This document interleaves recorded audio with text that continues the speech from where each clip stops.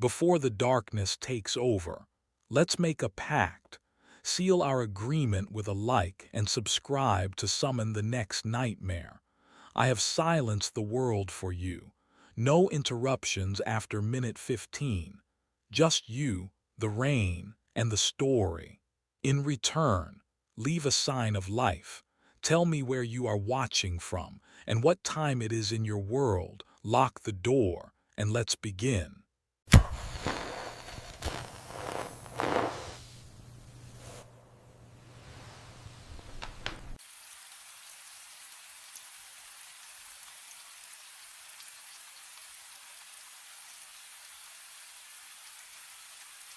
I heard my full name at 2:47 in the morning.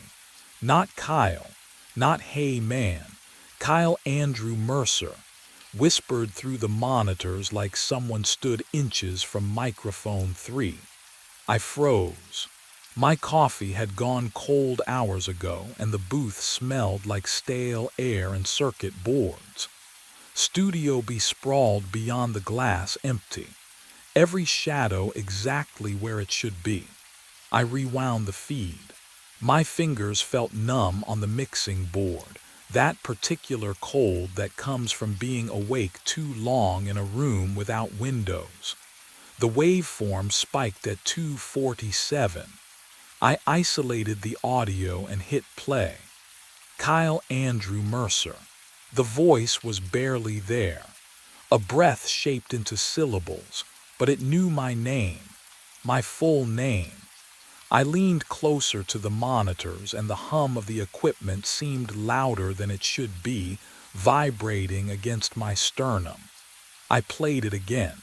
Kyle Andrew Mercer, 1422 Ashland Avenue, apartment 7, my address. The room tilted. I gripped the edge of the desk. Who would know that? I'd worked here for 3 months. Never mentioned where I lived. Ray barely knew my last name. The overnight shifts were supposed to be simple. Monitor the automated recordings, log any glitches, go home at dawn. I rewound further. Found another spike at 2:38. Colleen. Your mother's name is Colleen. What would you do? Hearing something that shouldn't exist, something that knows you in a way nothing should. My hands started shaking. Not a tremble. A full shake that made the mouse click twice when I tried to save the file. I saved it anyway. The timestamp burned on the screen. 2:47 a.m. and Studio B remained empty. Or at least, I couldn't see anyone there. But when I looked at microphone 3, I swear the shadows around it seemed darker than before. I tore through the studio office like a man possessed. Filing cabinets lined the back wall, gray metal doors hanging open as I yanked drawer after drawer. The fluorescent light above me buzzed with a frequency that made my teeth ache. Dust spiraled through the stale air. Each folder I touched left grime on my fingertips. Ray kept records. He had to. Maintenance logs, equipment reports, something. And I found it, tucked behind outdated tax forms, a stack of engineer logbooks bound with cracked leather. The pages exhaled a musty scent when I cracked the first one open. My hands still trembled from the recording session, from hearing my mother's name whispered through microphone 3. I needed answers. I needed to know if this had happened before. The entries were mundane at first, signal tests, calibration notes. Then I flipped to 2019 and saw the name, David Ames. His handwriting was tight, controlled, professional, but 3 pages in, the letters grew jagged. Desperate, Studio B equipment malfunctions after midnight. Audio artifacts in unoccupied room. Voices where there should be silence. I stopped breathing. The next entry was dated a week later. Recommend retiring microphone 3. Something's wrong with the signal path. I keep hearing. The sentence ended mid-thought. The page after it had been torn out, ragged edges still clinging to the binding. David Ames never wrote another entry. No resignation letter in his file. No forwarding contact information. He just vanished. My phone vibrated against the desk. Sarah's name lit the screen. Third call tonight. I let it go to voicemail, my eyes locked on that torn page. What had David heard? What made him rip out that final entry? The fluorescent light flickered. Once. Twice. In the sudden dimness, I noticed something I'd missed. David's last visible words were written in ink that looked too fresh for 6 years old, almost wet in the half-light. And beneath his signature in letters so faint I almost missed them, 2 words were scratched into the paper. Don't play. I stopped going home. The first night after finding that logbook, I dragged a folding chair into the sound booth and waited. The hum of the ventilation system pressed against my eardrums like a hand over my mouth. Studio B sat beyond the glass, dark except for the red standby light on microphone 3, glowing like an eye that never blinked. 2:47 a.m. arrived with a whisper, softer this time, just my name. Kyle. I had every channel isolated, every frequency mapped. My fingers flew across the mixing board, carving out the voice from the ambient noise. The waveform on the monitor showed a pattern, regular, rhythmic, like breathing. Sarah called at 3:15. I watched my phone vibrate across the console, her name lighting up the screen. I didn't reach for it. Couldn't. Because the whisper came again, and this time it said, "Please, would you have answered? Or would you have done what I did, leaned closer to the speakers, turned the volume up until that single word filled your skull?" Night 2, night 3. I brought coffee that went cold, brought food I didn't eat. The studio smelled like stale air and my own sweat, sharp and sour. Sarah stopped calling, started texting instead. "Are you okay? I'm worried." "Kyle, please." The whispers grew teeth. They came earlier each night. 2:50, 2:49. Louder, more desperate, clawing through the static. I mapped every occurrence, built a database of fragments, syllables that almost made sense. Then, on the 7th night, at exactly 2:47 a.m., microphone 3 captured a complete sentence. My blood went cold as I played it back. "Release me from the playback loop." The voice wasn't asking. It was begging. And I realized, oh God, can you imagine? Someone was trapped inside the recording itself. But what I didn't know yet was that David Ames had written those warnings for a reason I couldn't escape. I spent the next 4 hours isolating frequencies. My fingers moved across the mixing board until they cramped, pulling the voice out of the static layer by layer. The hiss peeled back like dead skin. The booth smelled like burnt coffee and the ozone tang of overheated equipment. I hadn't opened a window in days.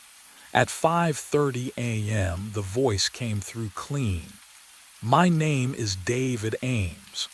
The words were crisp, cold. "If you're hearing this, you've gone too far already." I froze. The voice that had been whispering my name for 7 nights now spoke in full sentences, clear as someone sitting beside me in the dark. I was working overnight in 2019. Session glitch at 2:47 a.m. I tried to fix it. A pause. Static breathed underneath. I looped my own voice into microphone 3. Didn't realize what I'd done until the audio distorted. Screaming erupted through my headphones. I ripped them off, but the voice continued through the monitor speakers. Trapped inside the playback. 6 years, Kyle. 6 years of cycling through the same moment. Over and over, you have to release me. My hands shook. He knew my name. Of course he did. He'd been whispering it all week. But hearing it now in this calm, desperate plea, play the file at 2:47 a.m., route it through the main speakers. That's the only way out. The recording ended. Silence pressed against my eardrums like water. I sat there, staring at the waveform on the screen, watching it pulse with each breath I took. Could a consciousness really be trapped inside a sound file?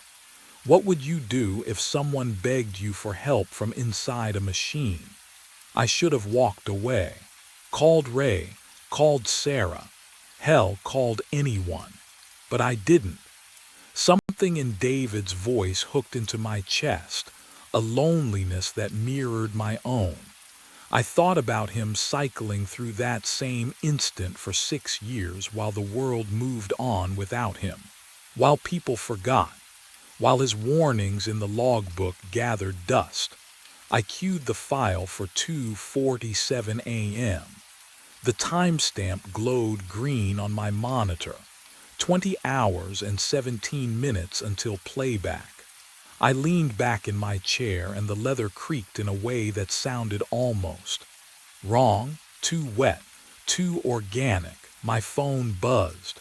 Sarah's name lit the screen. I let it go to voicemail. Outside, dawn crept through the parking lot, but I didn't leave. I couldn't. The file sat there in the queue, waiting. David Ames waited inside it, counting down the seconds until I freed him. I just had to press play. But something about the way the booth smelled now, like copper beneath the coffee, made me wonder if freedom was really what waited at 2:47. The clock reads 2:46. My finger hovers over the play button. 20 hours of waiting collapse into 60 seconds. The booth smells like stale coffee and ozone, something electric beneath the familiar. I can hear my own breathing through the headphones, too loud, too fast. 2:47. I hit play. The speakers erupt. Not David's voice. Mine screaming, begging. Words I never spoke tearing through the air. Please, no, please, God, someone help me. I've been here for years. I can't get out. I can't. My throat is dry. I'm not speaking. But that's my voice. My exact inflection. The way I swallow between words. The mixing board vibrates under my palms. The overhead lights flicker. Studio BS soundproof door rattles in its frame like something is trying to escape. Or get in. Can you imagine hearing yourself beg for mercy when your mouth is shut? The monitors flash white. One by one they blow out with wet pops that smell like burning plastic. Smoke curls from the center screen. Silence. Total. Absolute.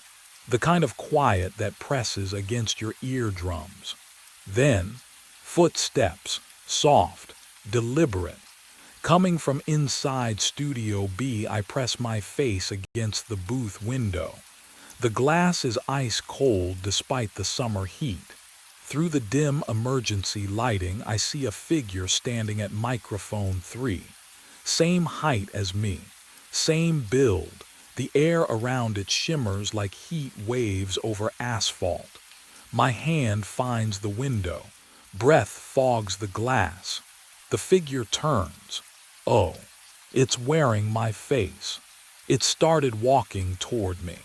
Each footstep echoed through Studio B. Deliberate, measured, like someone remembering how legs worked. The burnt plastic smell still clung to the air, mixing with something else now. something metallic and sharp that coated the back of my throat. I should have moved, run, locked the door. I couldn't. My muscles had turned to stone, every nerve ending screaming contradictions at my brain.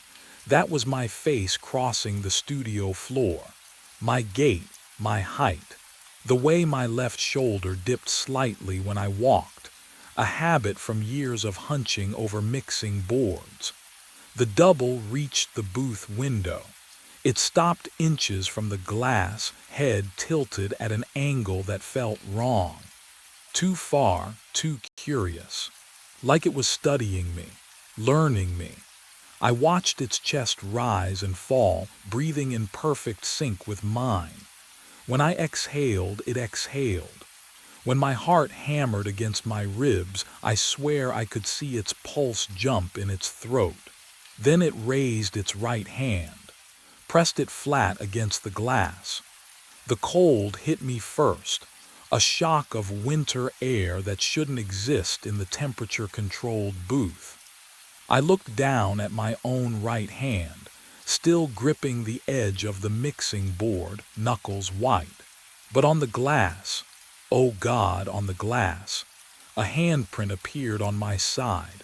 Perfect, aligned exactly with the double's palm, moisture beading at the edges.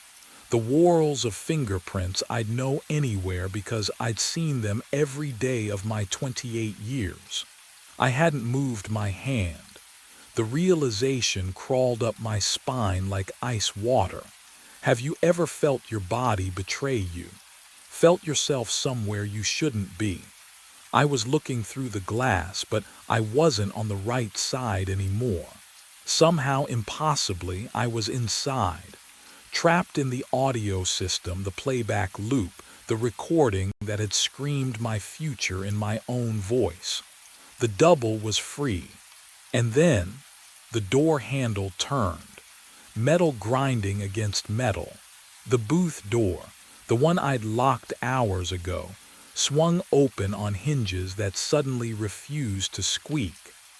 The double stepped across the threshold, its shoes making no sound on the floor I'd walked across 1,000 times. I tried to scream. My mouth opened, my lungs pushed air. Nothing came out but silence. My mouth opens. No sound. I try again. Nothing. Not even breath because I don't have lungs anymore. Just awareness. Formless. Trapped inside the hum of circuits and copper wire. The booth smells like burning ozone, sharp and chemical, like the air after lightning strikes too close. The double, my double, stands 3 feet away. It moves with my gait, my slight limp from the torn meniscus 2 years ago. It rolls my shoulders the way I do after sitting too long. It doesn't look at where I am because I'm nowhere. The figure walks to the mixing board. My fingers tap the power button. The monitors die. One by one, click, click, click. Methodical, calm. Then it grabs my jacket from the chair back and leaves through the booth door. I want to follow, but I can't move. Can you imagine that? Not being paralyzed, but simply not existing in space anymore. Then the vision shifts. Security camera feed. Parking lot angle.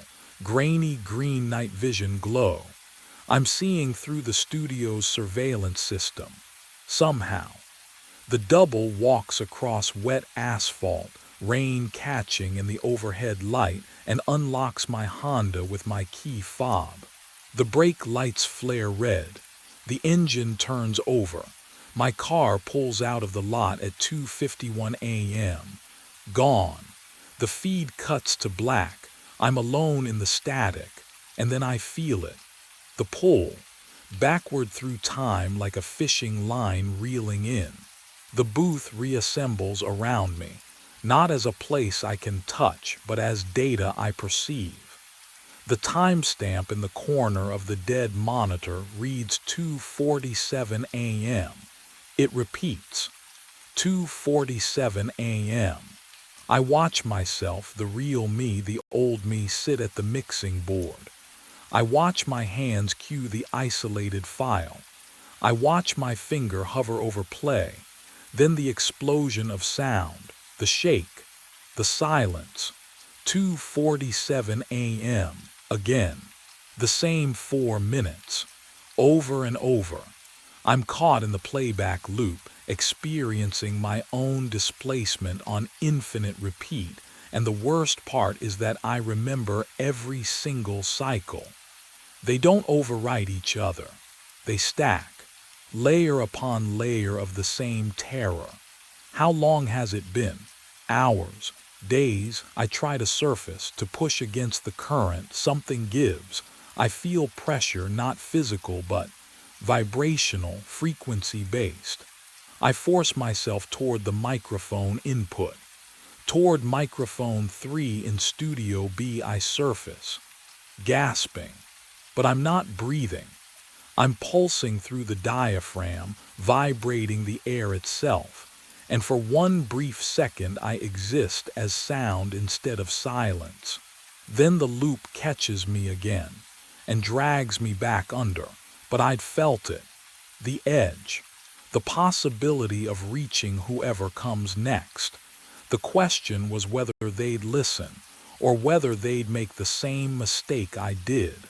I focused everything I had on microphone 3. The connection felt like threading a needle in the dark. My consciousness, if I could still call it that, compressed into a single point. A whisper, a breath. I pushed myself toward the cold metal mesh of the microphone in Studio B, feeling the electrical hum beneath its surface. My voice crackled through, static first, then words. Kyle Mercer. It came out wrong. Hollow. Like air escaping from something already dead. I tried again. 15:03 Brennan Street. The words scattered across the frequency spectrum. I had to hold them together, keep them coherent. But the loops made it difficult. Time folded back on itself every few minutes, and each cycle took something from me. A memory, a sensation, pieces I couldn't afford to lose. Mother's maiden name, C. Caldwell. My voice trembled through the speakers. Would anyone hear? Would they believe? Can you imagine losing yourself one word at a time? I repeated the information. Address, mother's maiden name, my employee ID number, anything to prove I was real, that I existed. That Kyle Mercer wasn't the man who drove home in my car, but something felt off. The studio air tasted metallic through the audio sensors, wrong, like copper pennies dissolving on a tongue I no longer had. And my memories, they weren't sitting right anymore. David Ames, the logbook entry, the warnings he left behind. Wait, I surfaced again at 2:47, whispered my name, my address. The loop reset. I tried to remember David Ames's handwriting in that logbook. The date, 2019, 6 years ago, but the memory shifted when I touched it. David Ames hadn't written those warnings as an engineer documenting strange sounds. The handwriting was too desperate, too fragmented, just like mine would be now if I still had hands to write with. Oh, no, David Ames hadn't quit. David Ames had been trapped here, before me, inside this same loop. And if he'd been here since 2019, then who had he replaced? The realization tore through me like feedback screaming through blown speakers. This wasn't a 6-year-old glitch. The loop was older. How much older? How many voices were cycling through Studio B right now? All of us whispering our names into the void, hoping someone would listen. The footsteps were different. I'd looped through 2:47 a.m. so many times that I knew the rhythm of silence. How the air conditioning cycled, how the walls settled. But this was new, heavier, purposeful. Someone had arrived. Hope surged through my fragmented consciousness like electricity through dead wires. I pushed toward microphone 3, dragging myself through the audio system's circuitry. The metal casing hummed cold beneath what used to be my awareness. I could taste copper, smell old dust trapped in foam padding. When you exist as pure sound, you feel everything the equipment feels. The door to Studio B opened. Sneakers squeaked against tile. A woman's voice, young, muttered something about the thermostat. I heard the rustle of a jacket being removed, the hollow thunk of a coffee mug on the mixing board. She sat down in my chair. I gathered every scrap of myself and whispered her name through the diaphragm. Maya, the chair creaked. She'd heard something. I knew that pause, the head tilt, the breath held, the finger hovering over the rewind button. I'd done it myself, hadn't I? How long ago? Days, years? Hello, she called out. I pushed harder. Maya Foster, help. Her fingers flew across the keyboard. She was isolating the frequency, pulling me out of the ambient noise. What would you do if you heard your name spoken by empty air? Would you run? Or would curiosity anchor you to that chair? She didn't run. I watched through the glass, or I remembered watching, or I hallucinated watching as she scrolled through waveforms. Her eyes narrowed. She played the segment back. My voice emerged from the speakers, clearer now, desperate. Don't play the file. But she was already searching, already finding it. The isolated recording with my consciousness trapped inside. Her mouse cursor hovered over the play button. 2:46 a.m. glowed on the clock. 1 minute left. She clicked load. She clicks play. The sound erupts, my voice, my scream, my desperate plea broadcast through speakers at maximum volume. I feel it. Oh God, I feel the pull. Like hooks buried in my chest, dragging me forward through layers of static and digital haze. The booth temperature drops, freezing. My consciousness stretches between 2 points, here in the endless loop, and there in Studio B where Maya sits frozen, headphones askew. But something's wrong. The pull intensifies, splitting me wider, thinner. I'm not moving toward freedom. I'm expanding. And Maya, she gasps, gripping the desk as her breath fogs the air. Her eyes widen. She hears it now, not just my voice, but all of us. David Ames whispering coordinates. Someone older, fragmented, begging in a language I don't recognize. We're a chorus of the trapped, humming through copper wires and circuit boards. The clock resets. 2:47 a.m. Can you imagine what that feels like? To fracture into sound itself. Maya stumbles backward, but she doesn't leave. She just stares at microphone 3, listening.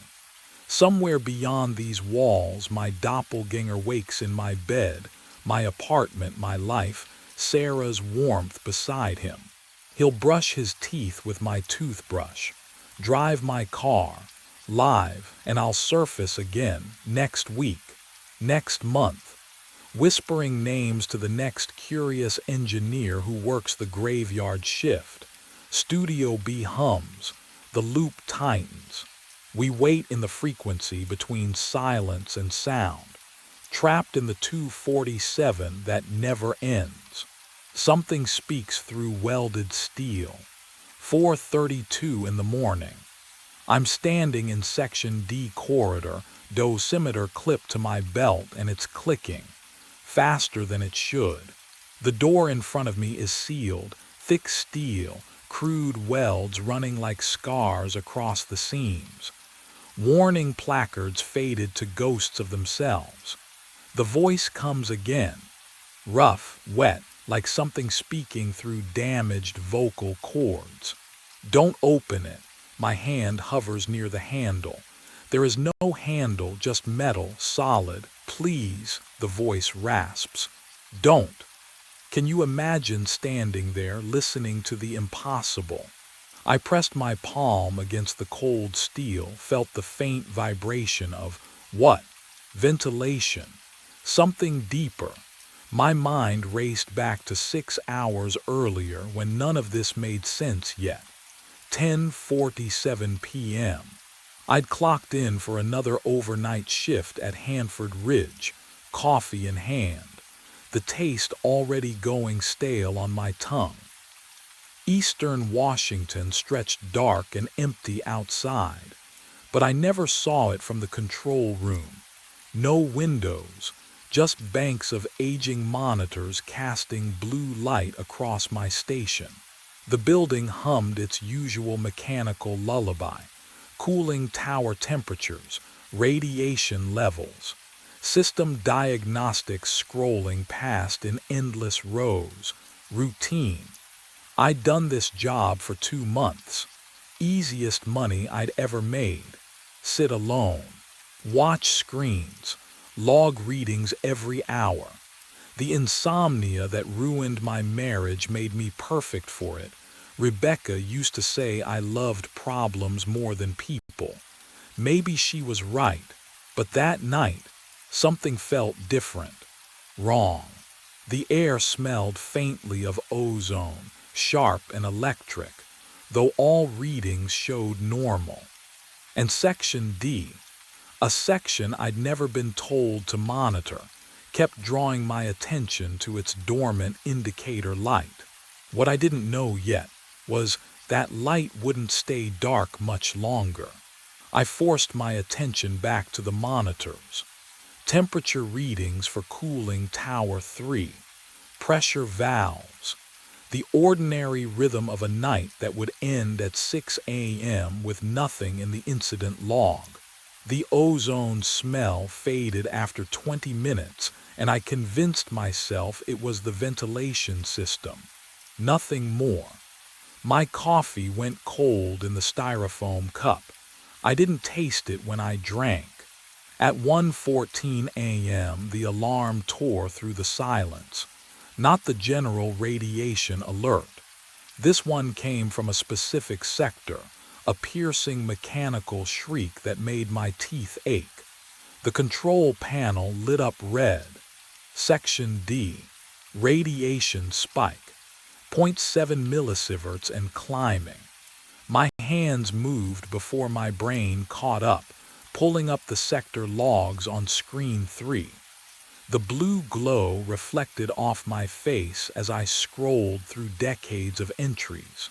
March 1991 was the last notation. Contamination incident. Permanent seal authorized. No entry permitted. 33 years. Sealed. Welded shut according to the notes.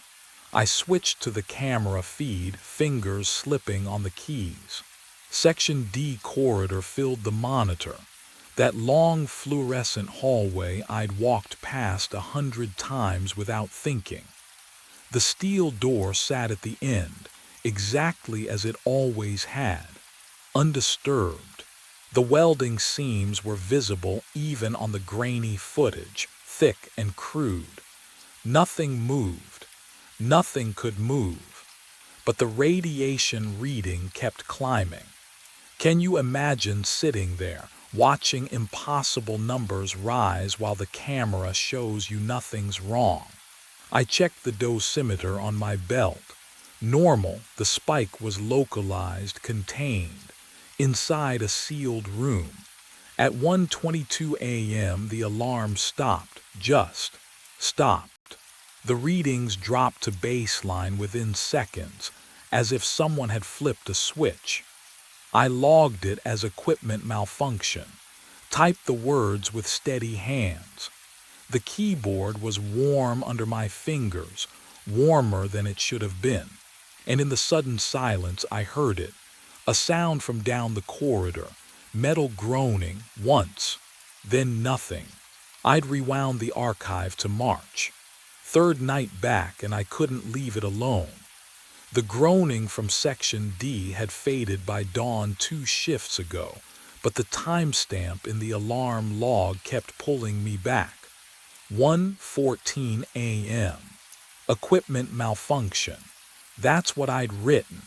I scrolled through weeks of footage, the monitor's glow washing my hands blue. The hum of the ventilation system filled the gaps between my breathing. Stale coffee smell hung in the air mixed with something metallic I couldn't place. March 5th, 4:17 a.m. The Section D camera flickered, and the door opened. I stopped, rewound, watched again. The welded steel peeled back like foil. A figure in a radiation suit stepped through, walked to my console, the same desk where I sat now, and began working. 8 minutes. I checked the timestamp. At 4:25 a.m. the figure stood, returned to Section D, and the door sealed behind it. My throat tightened. March 12th, 4:17 a.m. Same thing. March 19th, 4:17 a.m. Identical, every 7 days, for months. Always the same timestamp, the same 8-minute window, the same mechanical movements. I cross-referenced the dates against maintenance logs. No one had reported anything. No alarms in the records except I pulled up recent files. My alarm from 2 nights ago, 1:14 a.m. Wrong time, different pattern. I checked tonight's date, March 26th, 7 days since the last occurrence, 4:16 a.m. now. Can you imagine sitting there knowing what you're about to see? Knowing you should walk away, call someone, do anything but watch. I pulled up the live feed. Split screen. Section D corridor on the left, my empty chair on the right, captured by the control room camera behind me. 1 minute. The temperature dropped. I felt it on the back of my neck, cold and wrong for a climate-controlled facility. The ventilation hummed louder, or maybe that was blood rushing in my ears. 4:17 a.m. The door opened, not on the recording, in real time. Steel peeling back in utter silence while my monitor showed it still sealed. The figure emerged, but, oh, something was wrong with the way it moved. Too smooth. Each step identical to the last, like frames repeating in a loop. It walked past the camera and I heard footsteps behind me. I didn't turn around. The keyboard began clicking. On the monitor showing my station, I watched gloved hands typing at my console. The same desk where my own hands rested, trembling now. I could hear each keystroke echoing in the empty room, but when I glanced down, the keys weren't moving. The figure typed for 8 minutes. I counted every second. At 4:25 a.m., the clicking stopped. On screen, the figure stood, turned, walked back toward Section D. I heard the footsteps passing behind my chair, felt the displacement of air, smelled ozone and something else, something like burnt copper and decay. The door sealed. My dosimeter hadn't made a sound. I finally looked down at my keyboard. The keys were warm. And there on my screen, a new entry in the containment log I hadn't written. Observation confirmed. Saturation increasing. But what terrified me most was the timestamp on the entry. It was dated 7 days from now. I couldn't look away from the screen. The log entry glowed in the darkness, time-stamped 7 days ahead. My hands. My hands were still on the keyboard, but I hadn't typed those words. The ventilation system hummed its endless rhythm overhead, indifferent to the impossible. I needed answers. The incident database sat buried in the system architecture, 4 layers deep in archived personnel files. Most operators never accessed it. Why would they? We monitored temperatures, logged readings, went home. But I'd always been the type to dig. Rebecca used to say it was compulsion, not curiosity, that I couldn't let anything rest. She was right. My fingers clicked across keys, each tap sharp in the silence. Section D Incident Reports. Query, all entries since facility commissioning. The search bar blinked, waited, then flooded with results. 5 names.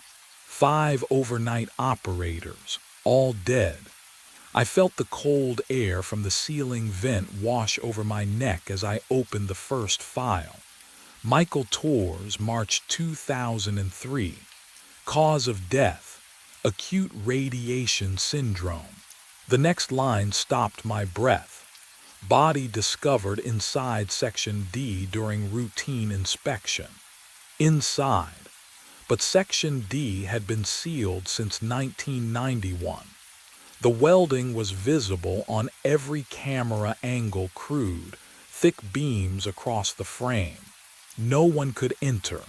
I checked the door myself on previous shifts, running my fingers along those rough metal seams just to confirm what the cameras showed. I pulled up the next file. Sarah Chen, October 2007. Same cause. Same impossible location. Then Gregory Penske, 1998. David Ochoa, 2015. Jennifer Marlowe, 2023. Can you imagine finding that pattern? 5 people spanning 30 years, all dying the exact same way in a room no one could access. My coffee had gone cold in its stained mug. I didn't remember when I'd last sipped it. The screen's blue glow painted shadows across my hands as I scrolled deeper, searching for the origin point. There had to be something earlier, some incident that explained why Section D was sealed in the first place. The file loaded slowly, as if the system itself hesitated to show me. March 14, 1991. Emergency Containment Protocol. Catastrophic coolant breach. And there, buried in the personnel casualty section, a name that made my dosimeter feel suddenly heavier on my belt. Dennis Kavar, technician, age 41, status, sealed during emergency response. The clinical language couldn't hide what that meant. They'd welded the door, with him inside. Lethal radiation exposure, the report confirmed.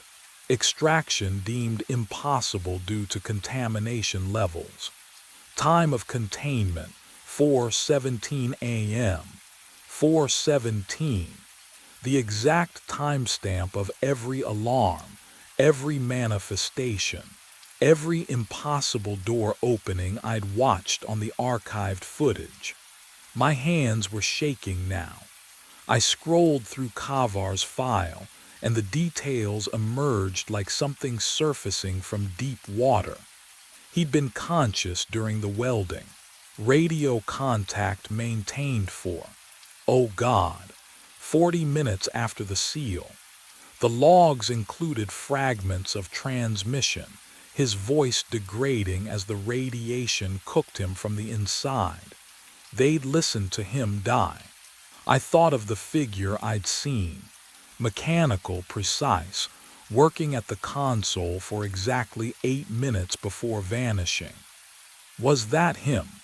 Still working his shift, 3 decades later, unaware he was already dead. The break room's vending machine hummed suddenly to life behind me, its compressor clicking on. I jumped, heart hammering. Just machinery. Just the facility's endless background noise. But when I turned back to the screen, a new detail caught my eye. Kavar's personnel photo stared out from the file. A man with tired eyes and a slight smile. Someone who looked like he belonged on a night shift. Someone like me. And beneath the photo, a notation I'd missed before. Psychological profile flagged for obsessive tendencies and pattern recognition fixation. Rebecca's voice echoed in my memory. You can't let anything go, Keith. You'll chase it until it destroys you. The archive folder contained one more document. Audio file. Kavar's final transmission, timestamped 4:24 a.m., March 14, 1991. My cursor hovered over the play button. I knew I shouldn't listen. Knew that whatever obsession had killed 5 operators before me was already wrapping around my thoughts like wire.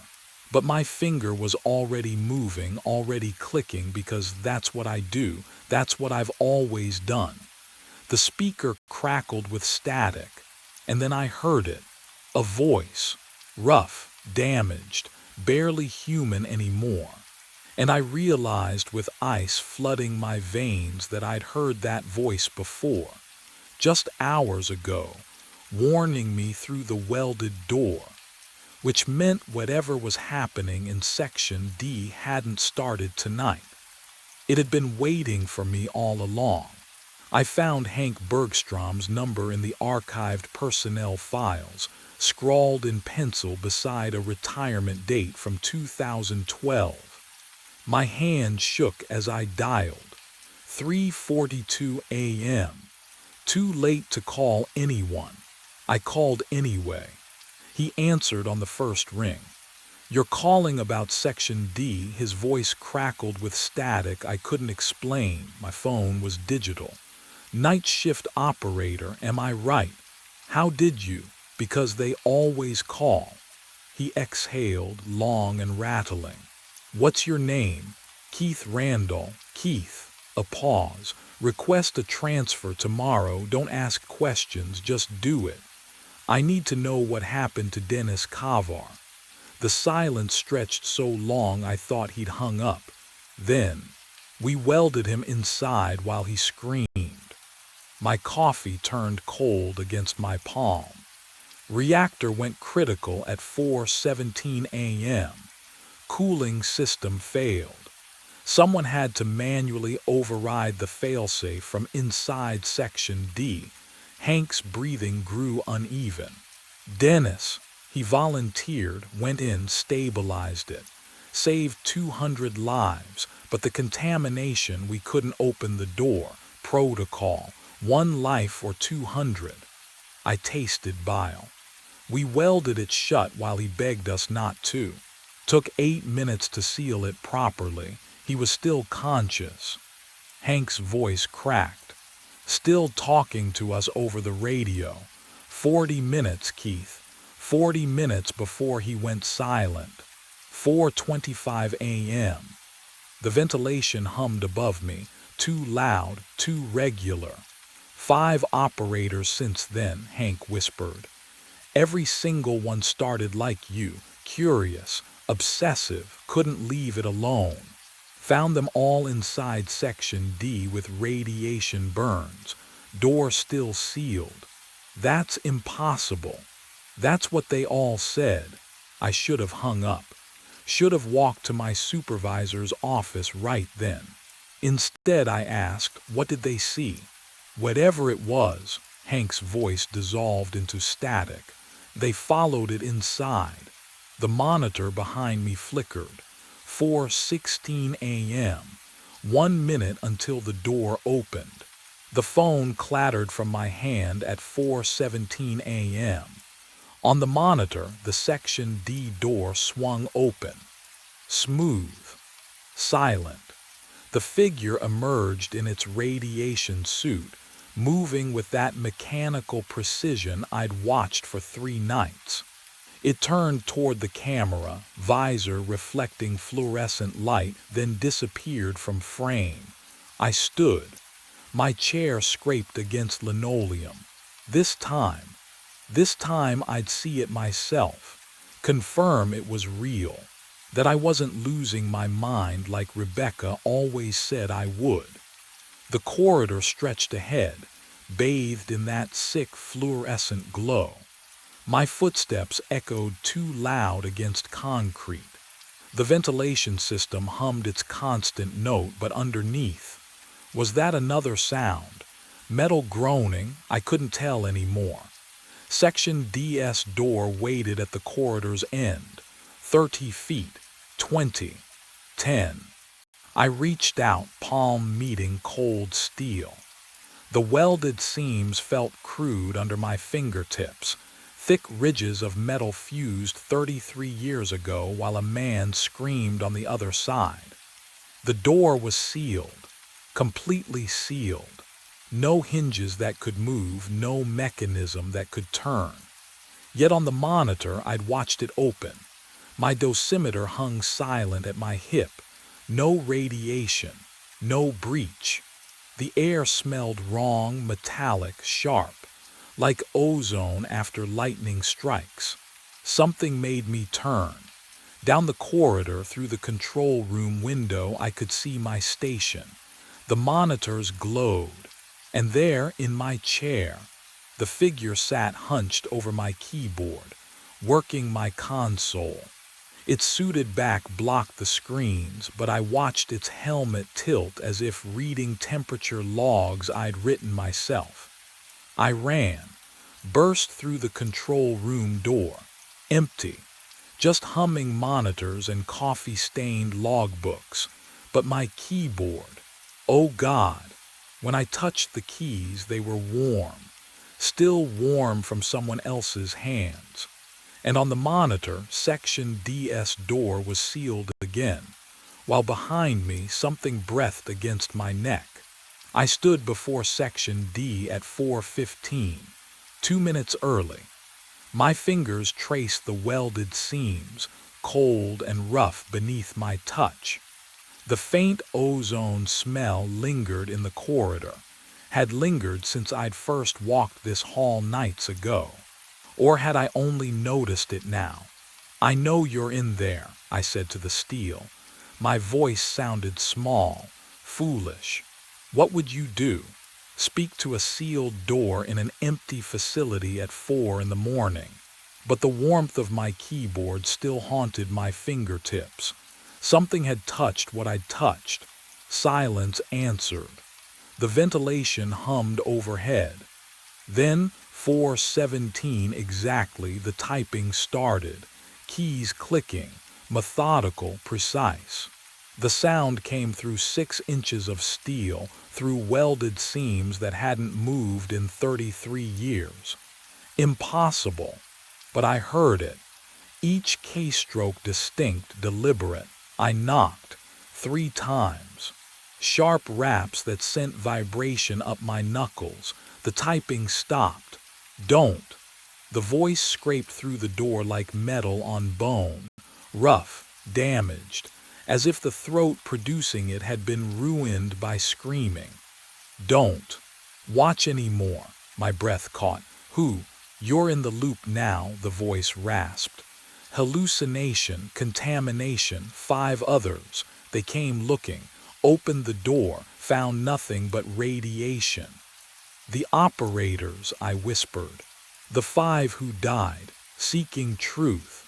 A wet, rattling sound, laughter or sobbing, I couldn't tell. "Please, stop watching. Every time you see, it gets stronger." I pressed my palm flat against the cold steel. "Why does it happen?" Silence stretched. Then, quieter, desperate. "Because you keep asking that question." The corridor lights flickered once, and behind me I heard my console keyboard begin to type, the keys depressed under invisible fingers. Click, click, click. I jerked back from my console, but the typing continued steady, methodical.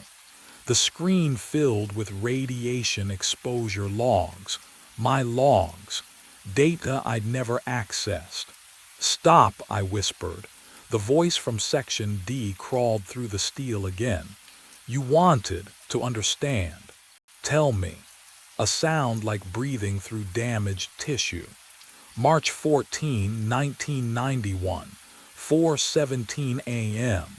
Containment breach. They sealed me. With the source, particles bonded to consciousness, observer-dependent decay. The words made no sense, and yet, every technician who watches strengthens the entanglement. You see me because I need to be seen. The observation itself completes the reaction. My hands trembled. The typing stopped. I fled to the archive terminal, pulling research papers buried in classified folders. Quantum entanglement. Schrödinger's observation collapse. Radiation-induced coherent states. The theory was there. Fringe physics from the 80s. Experiments abandoned because the math suggested consciousness could bind to radioactive decay patterns. If an observer died during exposure, could the observation itself become trapped? I glanced at my dosimeter. 0.03 microsieverts. Yesterday it read 0. The fluorescent lights buzzed overhead, but the pitch was wrong, half a tone too low. That uncanny hum burrowed into my skull. I hadn't entered Section D, hadn't touched the door. But the readings climbed anyway because watching was the contamination. Seeing was the exposure. I should have logged off. Should have walked to my car, driven until the sun rose, requested immediate transfer like Hank begged. Rebecca always said I couldn't let mysteries go, that my compulsions would destroy me. She was right. But can you imagine knowing something impossible is real and choosing to look away? My fingers opened the live camera feed. Section D corridor, 4:16 a.m., 1 minute until manifestation. I leaned closer to the screen and realized I'd already made my choice. 4:13 a.m. I killed the monitors. The break room door locked from inside, single deadbolt, flimsy but real. I dragged the vending machine across the entrance. It scraped linoleum with a sound like grinding teeth. My hands shook as I wedged a chair under the handle. No cameras in here. No screens. Can't watch if there's nothing to see. The room smelled like stale coffee and plastic, familiar and suffocating. I sat on the cold floor back against the wall, dosimeter clipped to my belt. The vending machine hummed its low monotone. My breath came too fast in the stillness. Rebecca used to tell me I couldn't leave things alone, that I'd pull at loose threads until everything unraveled. Maybe if I just stopped looking, broke the pattern. What would you do knowing the watching itself was killing you? Could you resist? 4:15. I counted heartbeats. The ventilation system whispered overhead. My dosimeter stayed quiet. Maybe this would work. 4:17. Somewhere down the corridor, metal groaned, low, distant. The sound of massive hinges moving. No. Section D was 300 feet away, through 2 security doors. I couldn't possibly hear, but I did. The welded door opening, slow, deliberate. The echo reached me through walls and sealed corridors, impossible and undeniable. My dosimeter clicked. Once, twice. Then the light appeared. Orange glow beneath the break room door. Wrong color, too warm. The kind of light that comes from burning isotopes, from contaminated air ionizing. It crept across the floor toward me like liquid. The metal sound came again, closer now, though that made no sense. Groaning, scraping, as if massive steel was moving just outside my thin door.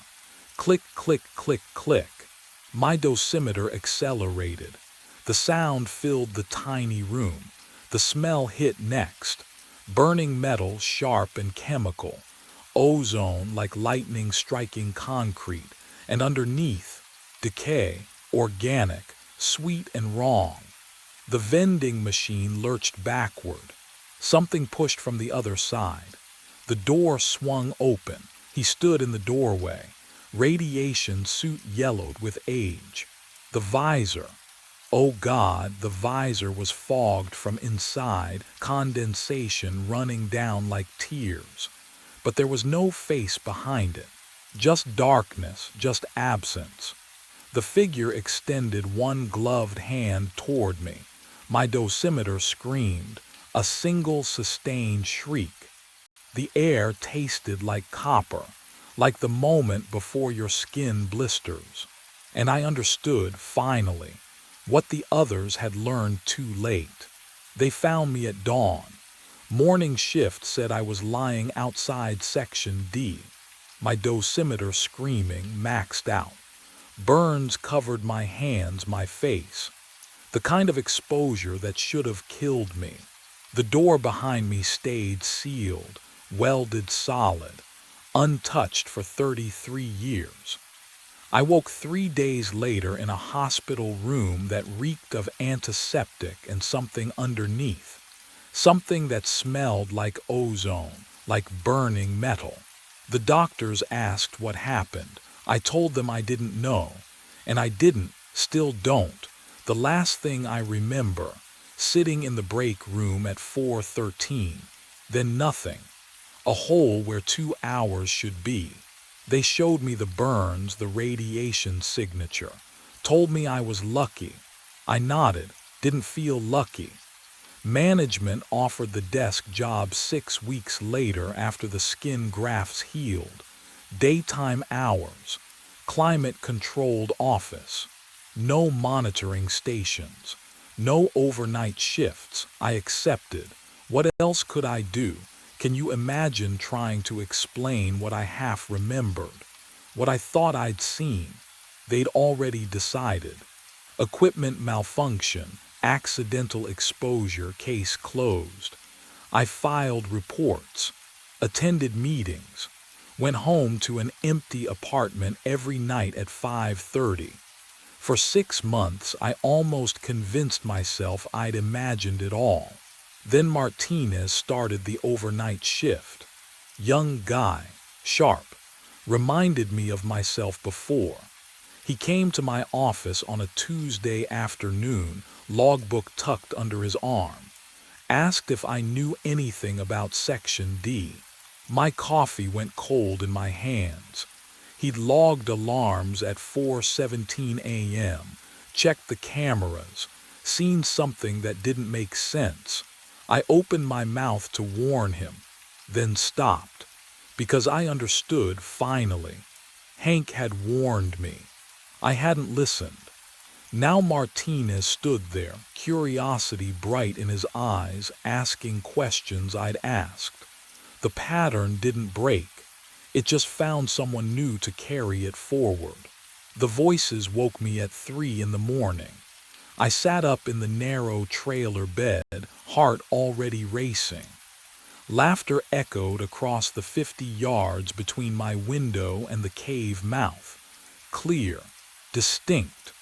A woman's voice asking about stalactites. A man responding with facts I'd memorized months ago. Impossible. The last tour ended at 6. I pressed my face against the cold glass. Darkness swallowed the landscape beyond my porch light, but the cave entrance gaped like an open mouth. No flashlights, No headlamps, just that steady murmur of conversation drifting through Kentucky night air. The voices didn't fade, they multiplied. I grabbed my flashlight and jacket. My boots hit gravel and the autumn cold bit through my shirt. 50 yards felt like 50 miles. The voices grew louder with each step. Casual chatter, someone laughing at a joke I couldn't hear, footsteps on stone echoing from deep inside. Can you imagine walking toward sounds that shouldn't exist? The cave mouth exhaled damp limestone breath. I clicked on my flashlight. The beam cut through absolute darkness, illuminating the familiar walkway, the metal railings, the first limestone formations. Empty, completely empty, but the voices continued. They came from deeper in, past the main chamber, past the tour route, toward the section we sealed off years ago. I stepped onto the limestone path. Water dripped in rhythm somewhere ahead. The mineral smell wrapped around me, thick and ancient.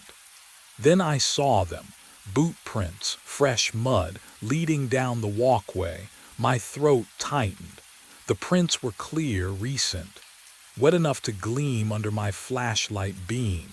They tracked straight through the main chamber, past the safety barriers, toward the rusted chains marking the restricted tunnels. The voices called from beyond those chains, laughing like nothing was wrong. I followed the prints into the darkness. I ducked under the rusted chain, the metal groaning against the limestone. The smell hit me first, old iron and something sour, like wet earth left too long in darkness. My flashlight beam followed the boot prints deeper into tunnels I hadn't walked since. Wait, I'd never walked these tunnels. I started here 6 months ago. The restricted section was already sealed when I arrived. My breath fogged in front of me, thick white clouds that shouldn't exist this far underground. The temperature had dropped. I could feel it through my jacket, a cold that pressed against my skin like wet fabric.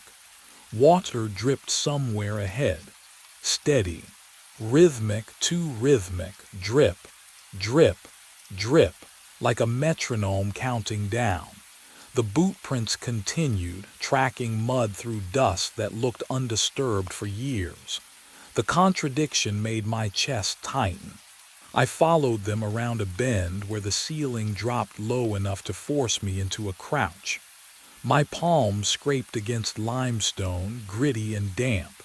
The prints stopped. Dead end. Solid rock face. I swept the flashlight across the wall and the beam caught fresh scratches in the stone. Letters gouged deep, the edges still pale. Tour 340 emergency exit failed, guide trapped oxygen 4 hours. Below it, carved in smaller letters, December 19th, 2024. Today's date. My hand trembled. The flashlight beam shook across the wall. Can you imagine finding your own warning, your own handwriting in stone you've never touched? Behind me, the voices grew louder, not echoing from the main chamber anymore. Closer, moving through solid rock, through limestone that should block all sound. Footsteps approached from inside the wall itself, dozens of them, all walking toward me through impossible space. The voice came through the limestone, clearer now. A tour guide's practiced cadence, echoing facts about mineral deposits and water tables. I pressed my palm against the cold stone. The vibrations buzzed against my skin, words bleeding through solid rock. Blackwater Cave formed over 2 million years ago. And no, that's my voice. I stumbled back. The sound followed me, bouncing off the walls, layering over itself. my own inflections, my own pauses for effect, reciting facts I'd memorized 6 months ago, but the order was wrong, starting with geological history instead of safety protocols. What would you do, hearing yourself speak from inside the earth? I dropped to my knees in the mud. My flashlight beam trembled across the boot prints leading to this dead end. I lifted my right foot, pressed it beside the nearest print. The tread pattern matched exactly. Every ridge, every worn patch near the heel where I drag slightly when I'm tired. The cold mud squelched between my fingers as I traced the outline. Mine, all mine. The phantom footsteps grew louder, dozens of shoes on stone shuffling closer. Laughter echoed from somewhere ahead, tourists amused by some joke I couldn't hear. I spun, flashlight cutting through darkness. The tunnel behind me stretched empty. No movement, no bodies, just that voice. My voice, droning on about limestone formations. Then my beam caught something metallic lodged in the silt near the wall. Another flashlight, half buried, caked in dried mud. My hand shook as I reached for it, fingers closing around the cold aluminum cylinder. I lifted it free. Oh, oh God, the metal was warm, still warm as if someone had been holding it seconds ago. The warmth of the second flashlight seeped into my palm. Metal that should have been cold as the limestone around me. I dropped it, backed away. My mind raced back to 6 months ago, to the morning I'd signed the paperwork in Corrine, Shelby's cramped office above the gift shop. "You're running from something," she'd said, not a question. I'd stared at the contract. Atlanta, bad breakup, dead-end job, the usual. Her eyes held mine. 50-something, weathered face, hands that knew rope and rock. "This isn't a hiding place, Blake. It's quiet, but not always peaceful. Quiet is exactly what I need." She'd poured coffee that smelled like burnt earth and slid a mug across the desk. "There was an incident in 2011. A guide named Garrett Finley went down for a late inspection. Never came back up. We searched for 3 days, found nothing. No body, no equipment, no explanation." I took the mug. The warmth felt good. "What happened to him?" "Don't know," her voice dropped. "But we sealed the back tunnels after that, chain barrier. No one goes past the main tour route now, no exceptions." "Understood." "I'm serious, Blake," she leaned forward. "You hear anything strange down there, you leave. You don't investigate, you don't linger, you come up." "What would you do? Take a job in a cave where someone vanished without a trace?" I needed the isolation, the distance, the chance to stop thinking about everything I'd left behind. I moved into the trailer 50 yards from the cave entrance. Small, sparse, weak cell signal, perfect, 4 tour a day, same script, same jokes. Tourists laughed at the stalactite formations, gasped at the echo chamber, filed out satisfied. For 5 months and 3 weeks I heard nothing unusual. Water dripping in rhythm, wind whistling through cracks, the settling groan of ancient stone, until this week.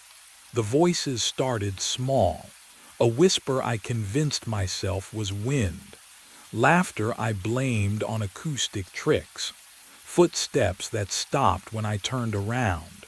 I told myself caves played with sound, warped it, made you hear things that weren't there.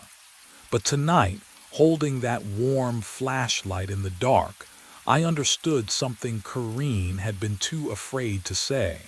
Garrett Finley never left these tunnels, and neither would I.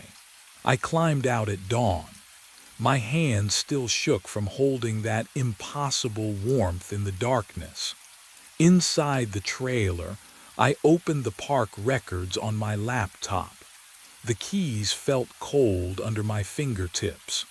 Damp paper smell rose from the file box Kareen had left me during orientation. Incident reports, tour logs, maintenance sheets yellowed at the edges. I needed to understand Tour 340. The logs ran sequential. Tour 337, Tour 338, Tour 339, and then nothing.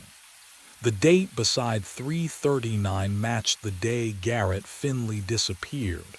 Tour 340 had never happened. My breath caught, but I'd heard it. I'd followed its footprints. I'd seen the warning scratched with today's date, the countdown, the emergency exit notation.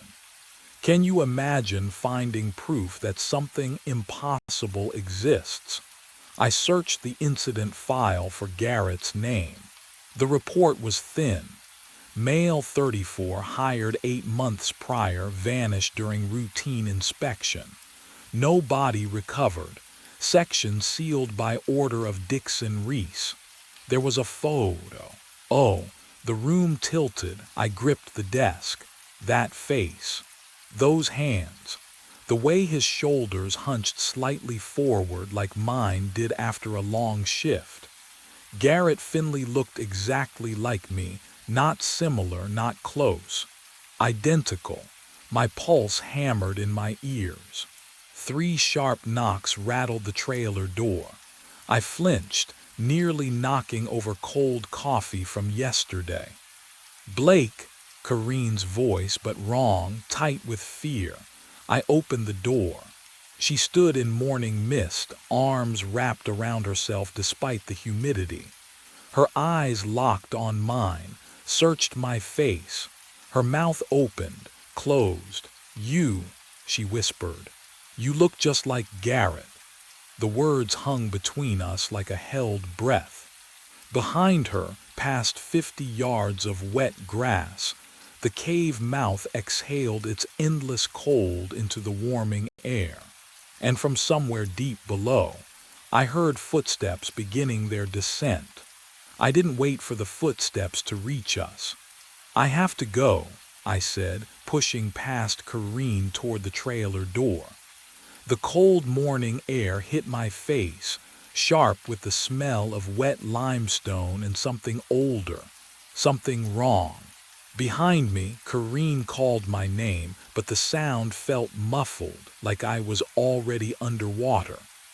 My truck sat where I'd parked it 6 months ago, or 8 months ago, depending on whose timeline I believed.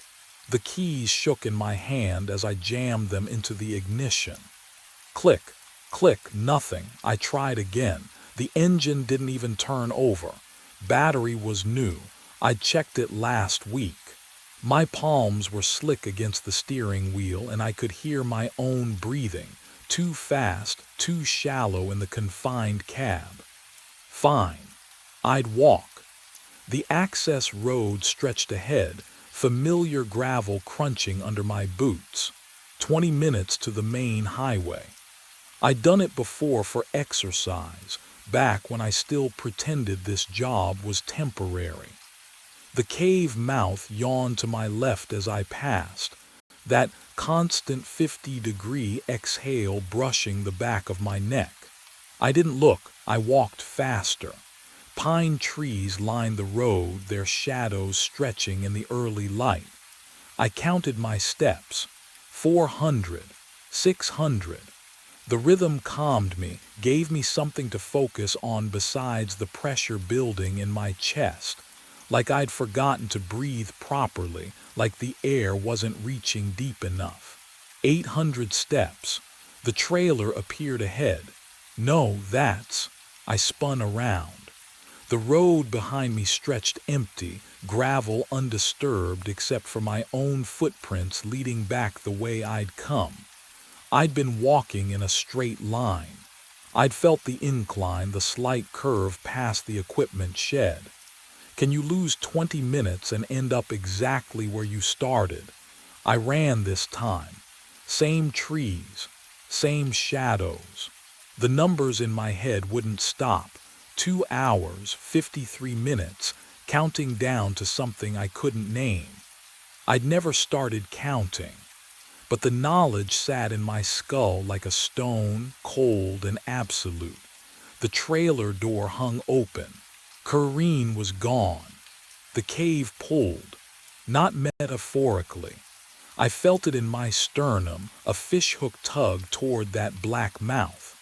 My legs moved without permission, carrying me down the wooden steps, past the rusted chain barrier I'd crossed last night.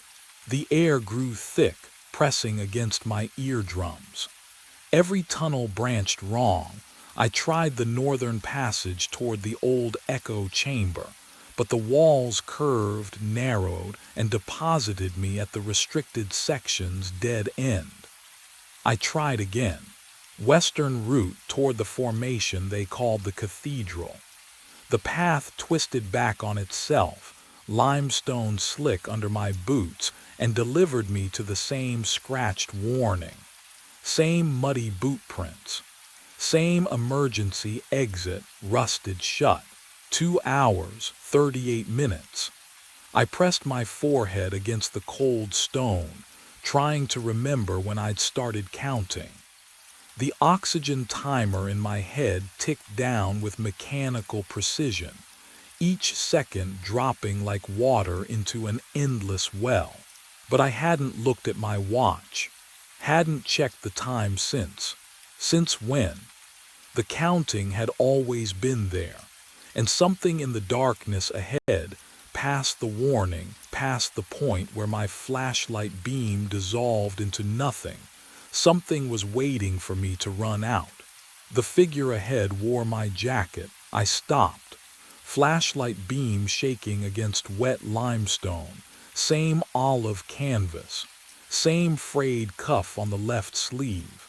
The back of his head, my head, turned slightly and I saw the curve of my own ear, the exact angle of my jaw. He moved forward, boots squelching in mud. I couldn't breathe. The cold air pressed into my lungs like stones, mineral-scented and stale, but I forced myself to follow. What else could I do? Stay frozen in the dark. The double reached a junction where 3 tunnels split. He stopped, turned. Oh, God, my face, pale as cave fungus. Mouth moving, shaping words I couldn't hear.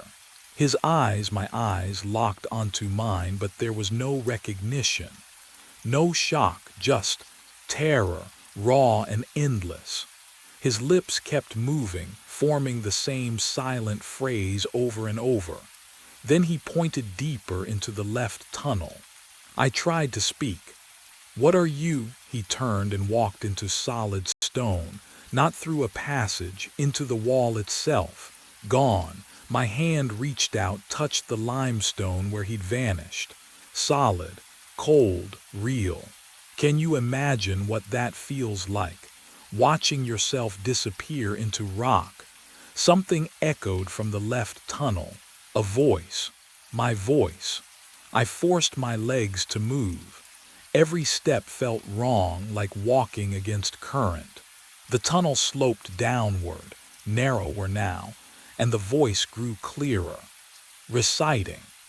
Blackwater Cave formed approximately 300 million years ago during the Mississippian period. Water dissolved the limestone, creating passages at a rate of, I rounded the corner. There I was again, standing in profile, gesturing to empty air, giving a tour to no one. My mouth moved in perfect sync with the words echoing off stone, but the tone was flat, mechanical, like I'd said them 10,000 times and lost all meaning. Please stay behind the guide at all times. The formations are fragile and, hey, I said. He didn't stop, didn't turn. Hey, louder now. Nothing. He continued the script, turning to face where a tour group should be, smiling at vacant darkness. Further ahead, past his frozen performance, I saw movement. Another figure crouched low. No, not another, me again. This one knelt at the dead end, right arm moving in jerky motions, scratching, metal on stone. The sound scraped through my skull, sharp, rhythmic, desperate. I walked past my touring self. He didn't acknowledge me. I could have touched him, could have shaken his shoulder. But something in my gut told me he was as solid and as empty as the wall that swallowed the first one. The crouching figure kept scratching.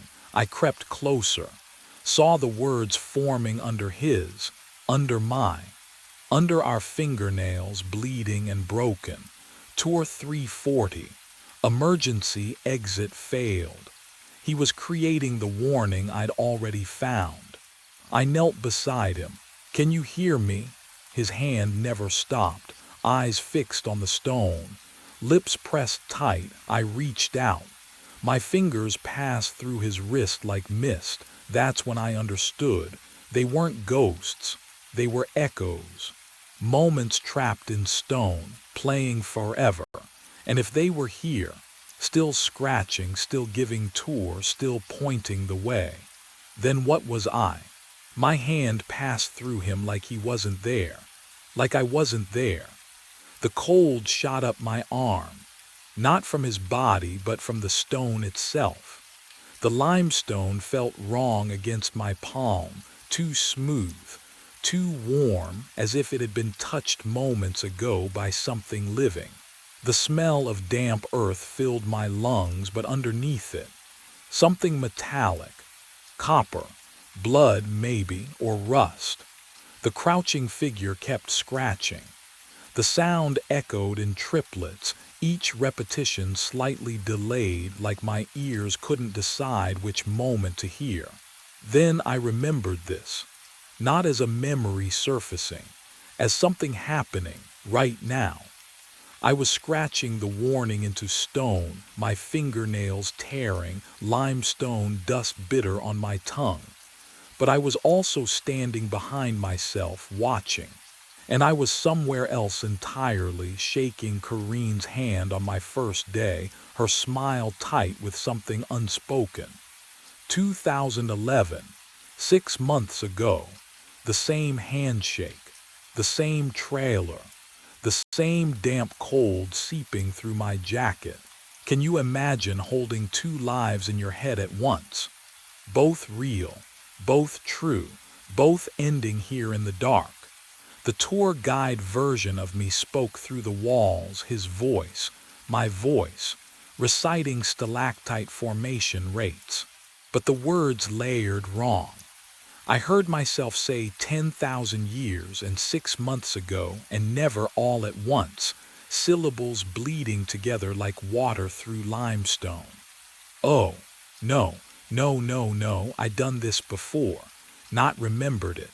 Done it, the descent, the voices, the boot prints that matched mine because they were mine, left hours ago, days ago, years ago. Time didn't move right down here. It folded.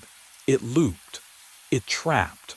And that's when I understood what the oxygen countdown really meant. I ran deeper into the tunnel.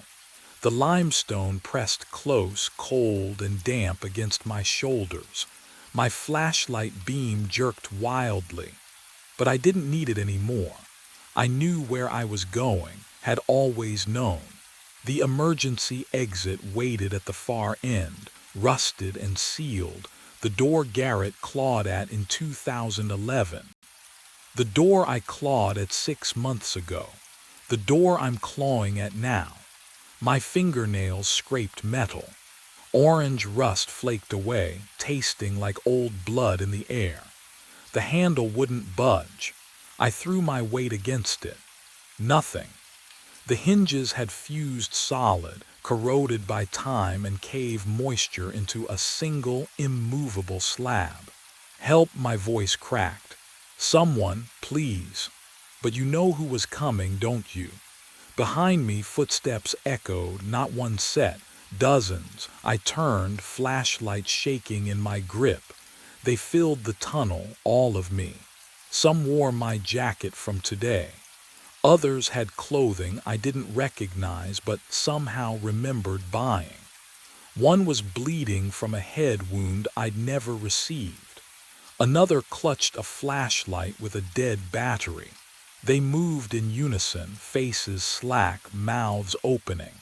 When they spoke, my voice layered over itself in impossible harmony. Tour 340. The exit failed. Oxygen remaining. 0 hours. I pressed against the rusted door. My chest should have been burning, lungs screaming. But I breathed normally, easily, the cave air flowing through me like I'd been part of it for years. I couldn't die here. Can you understand that? The loop wouldn't allow it. Death would have been mercy, an ending. This was continuation, eternal repetition. The countdown had always been a lie. One of the figures stepped forward. His face was mine, but older, resigned. He pointed back toward the sealed section, toward the chains and the warning scratched in stone. "You have to go back," he whispered. "Seal it. Forget. Start again." And that's when I understood what Corrine had been trying to tell me the whole time. I wake to morning sun through the trailer window. The light feels warm, normal. 6 months I've been here now, and the routine fits like old skin. I stretch, feet hitting cold linoleum, and shuffle to the coffee pot. The aroma fills the small space, bitter, comforting, real. The schedule sits on the counter, 4 tour today. I scan the list. Tour 340, something flickers in my chest. Unease maybe, but I don't know why. My phone buzzes. Corrine. "Blake," she says, her voice sounds tight. I need to check on you." "I'm fine." I sip coffee. Why wouldn't I be? A pause, long enough that I hear her breathing. You remind me of someone. Be careful today, okay? Don't go wandering after hours." "Corrine, I know you don't remember." Her voice cracks. "Just promise me." She hangs up before I can answer. I stare at the phone. What don't I remember? The coffee tastes wrong suddenly. Too bitter. I set it down and look out the window toward the cave mouth 50 yards away. Cold air seems to drift from it even in daylight, carrying the smell of limestone and standing water. Tonight, I'll hear something. I don't know how I know this, but the certainty sits heavy in my gut. Voices, maybe. Footsteps echoing where no one walks. Tonight, I'll descend. Can you imagine forgetting your own nightmare? Waking clean, only to walk straight back into the dark. The muddy boot prints are already there, waiting in tunnels I haven't entered. The warning is already scratched into stone. My handwriting, though I've never held the tool. Tour 340 has always been scheduled. I've always taken this job. I've always descended. The loop doesn't need my memory. It only needs my feet to carry me down, again and again, into the cold and the dark and the voices that are all mine. I finish my coffee. The sun climbs higher. Tonight comes regardless. The light appeared where no light should be. I press the cold binoculars against my face, hands trembling despite the calm I tried to project. 7,200 feet up in Pinnacle Watch, surrounded by nothing but wind and pine and someone. Something was burning below in the unmapped valley. No permits issued. I checked twice. My breath fogged the glass. I lowered the binoculars and reached for the radio, the static crackling to life before I even pressed the button. "Base, this is Pinnacle, you copy?" The response came after 3 seconds too long. Dale's voice, familiar but stretched thin across the distance. Copy, Pinnacle, what have you got? Light source in the Western Valley. Grid reference. I fumbled for my map, the paper rustling loud in the silence. November 7-8, no permit on file. November 7-8, Dale's voice crackled. We'll hike down at first light, probably kids. You know how it is. I did know. And yet, copy that, I said. The line went dead. I set the radio down and returned to the window, pressing my palm against the glass. The cold bit through my skin, sharp and clarifying. The light still flickered below, steady as a heartbeat. Too steady. Campfires wavered, danced. This burned with mechanical precision. Dawn came slow. I watched the search party descend through my binoculars, Dale's orange pack, 2 younger rangers trailing behind. They moved through the old growth like ants swallowed by shadow and distance. 4 hours down, 4 hours searching, 4 hours of nothing. No trace, Dale radioed up at noon. No ash, no tracks. You sure about the coordinates? I was sure. That night I didn't sleep. I stood at the window, scanning the valley with eyes that burned from exhaustion. The darkness pressed close, thick and patient. And then, oh, there it was again. Same location. Same impossible light, burning where nothing should burn. What would you do if the world insisted you were wrong? But your eyes kept showing you the truth. The second night, the light appeared at exactly 9:47. I logged it, kept my eyes locked on that steady glow in the Western Valley while the radio hissed beside me.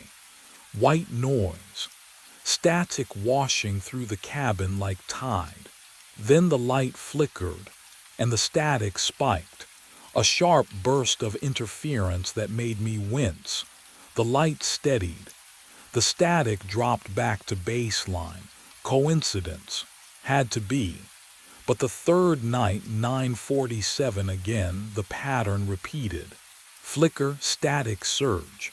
My pulse kicked up. I adjusted the squelch dial, trying to filter the interference, but the correlation held. Every time that light pulsed in the valley below, my radio choked on noise. Something down there was bleeding into my frequency. I needed to think about something else. Anything else. My wallet sat on the desk, worn leather creased from years in my back pocket. I flipped it open to the photograph tucked behind the clear plastic sleeve. Elena, taken 2 summers ago at Rattlesnake Ledge before the divorce papers, before the silence that replaced our conversations. She was smiling in the photo. I remembered that smile, but now, oh, her head was angled wrong, tilted slightly left when it should have been straight. Her eyes looked past the camera instead of into it. I blinked hard, rubbed my face with both hands. The photo hadn't changed. Photos don't change. I was seeing things that weren't there because I'd slept maybe 11 hours across the last 4 days. What would you do?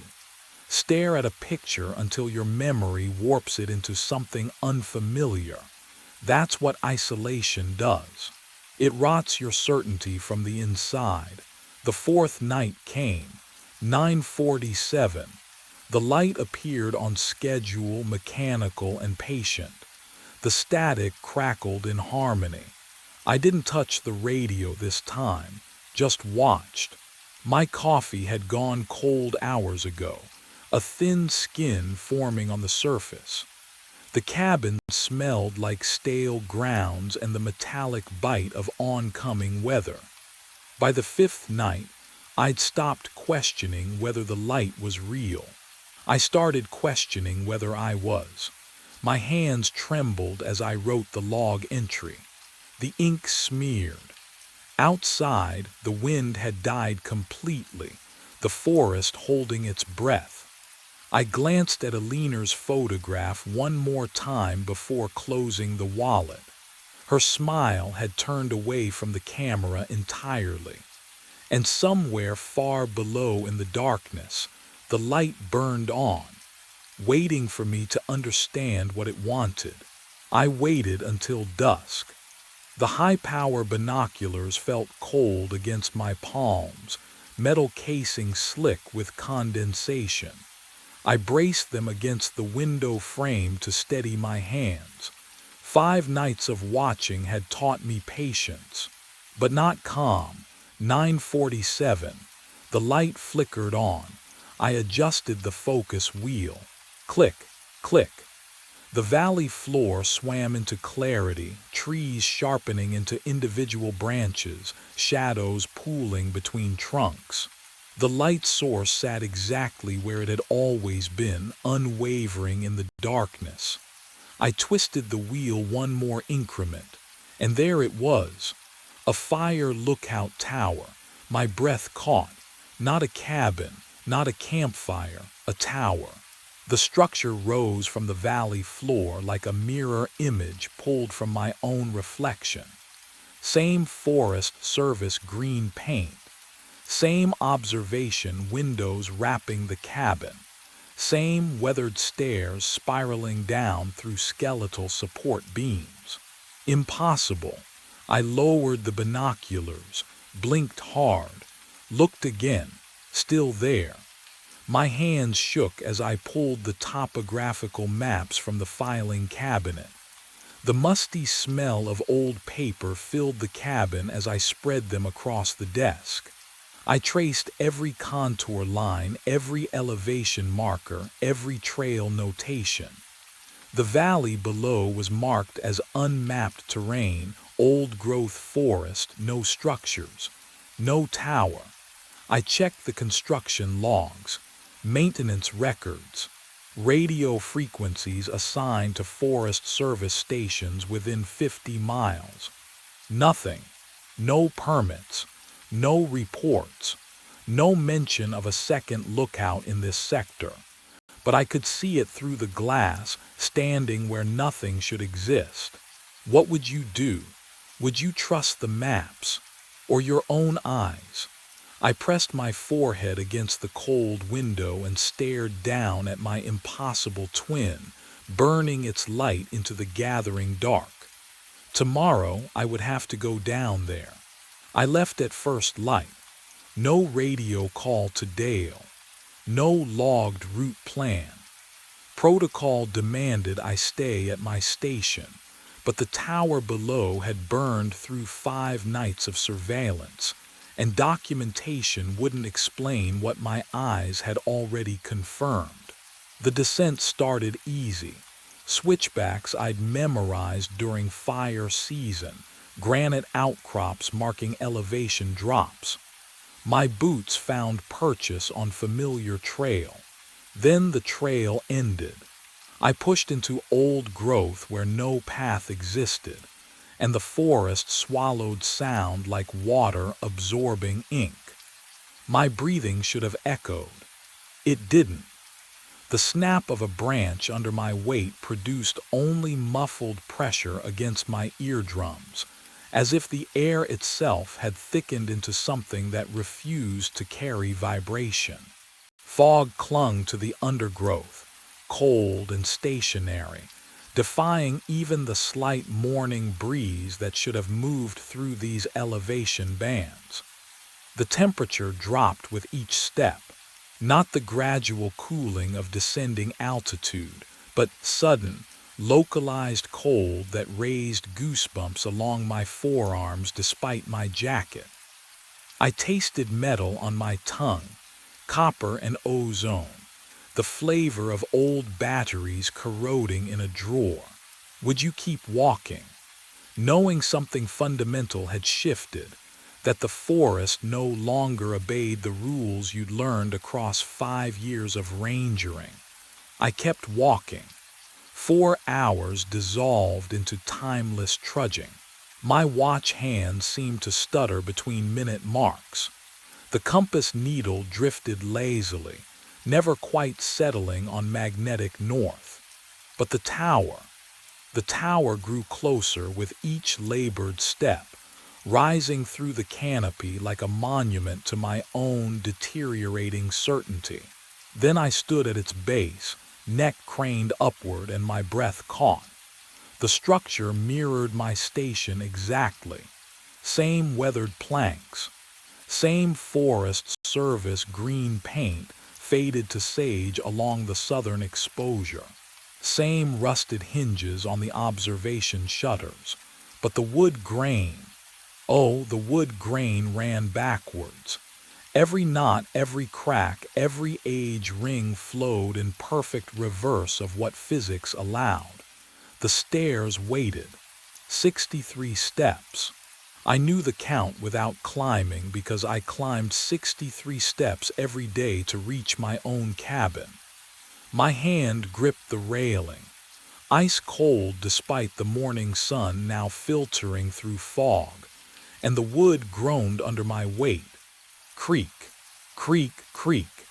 Each step sang with sound the forest had refused to carry. The wrongness of it prickled across my scalp. Noise existed only here, only on this structure, as if the tower claimed exclusive rights to vibration in this dead valley. 50 steps, 55, 60. The cabin door stood slightly ajar, and through the gap I saw the corner of a desk I recognized. But from inside that sliver of darkness, something else waited.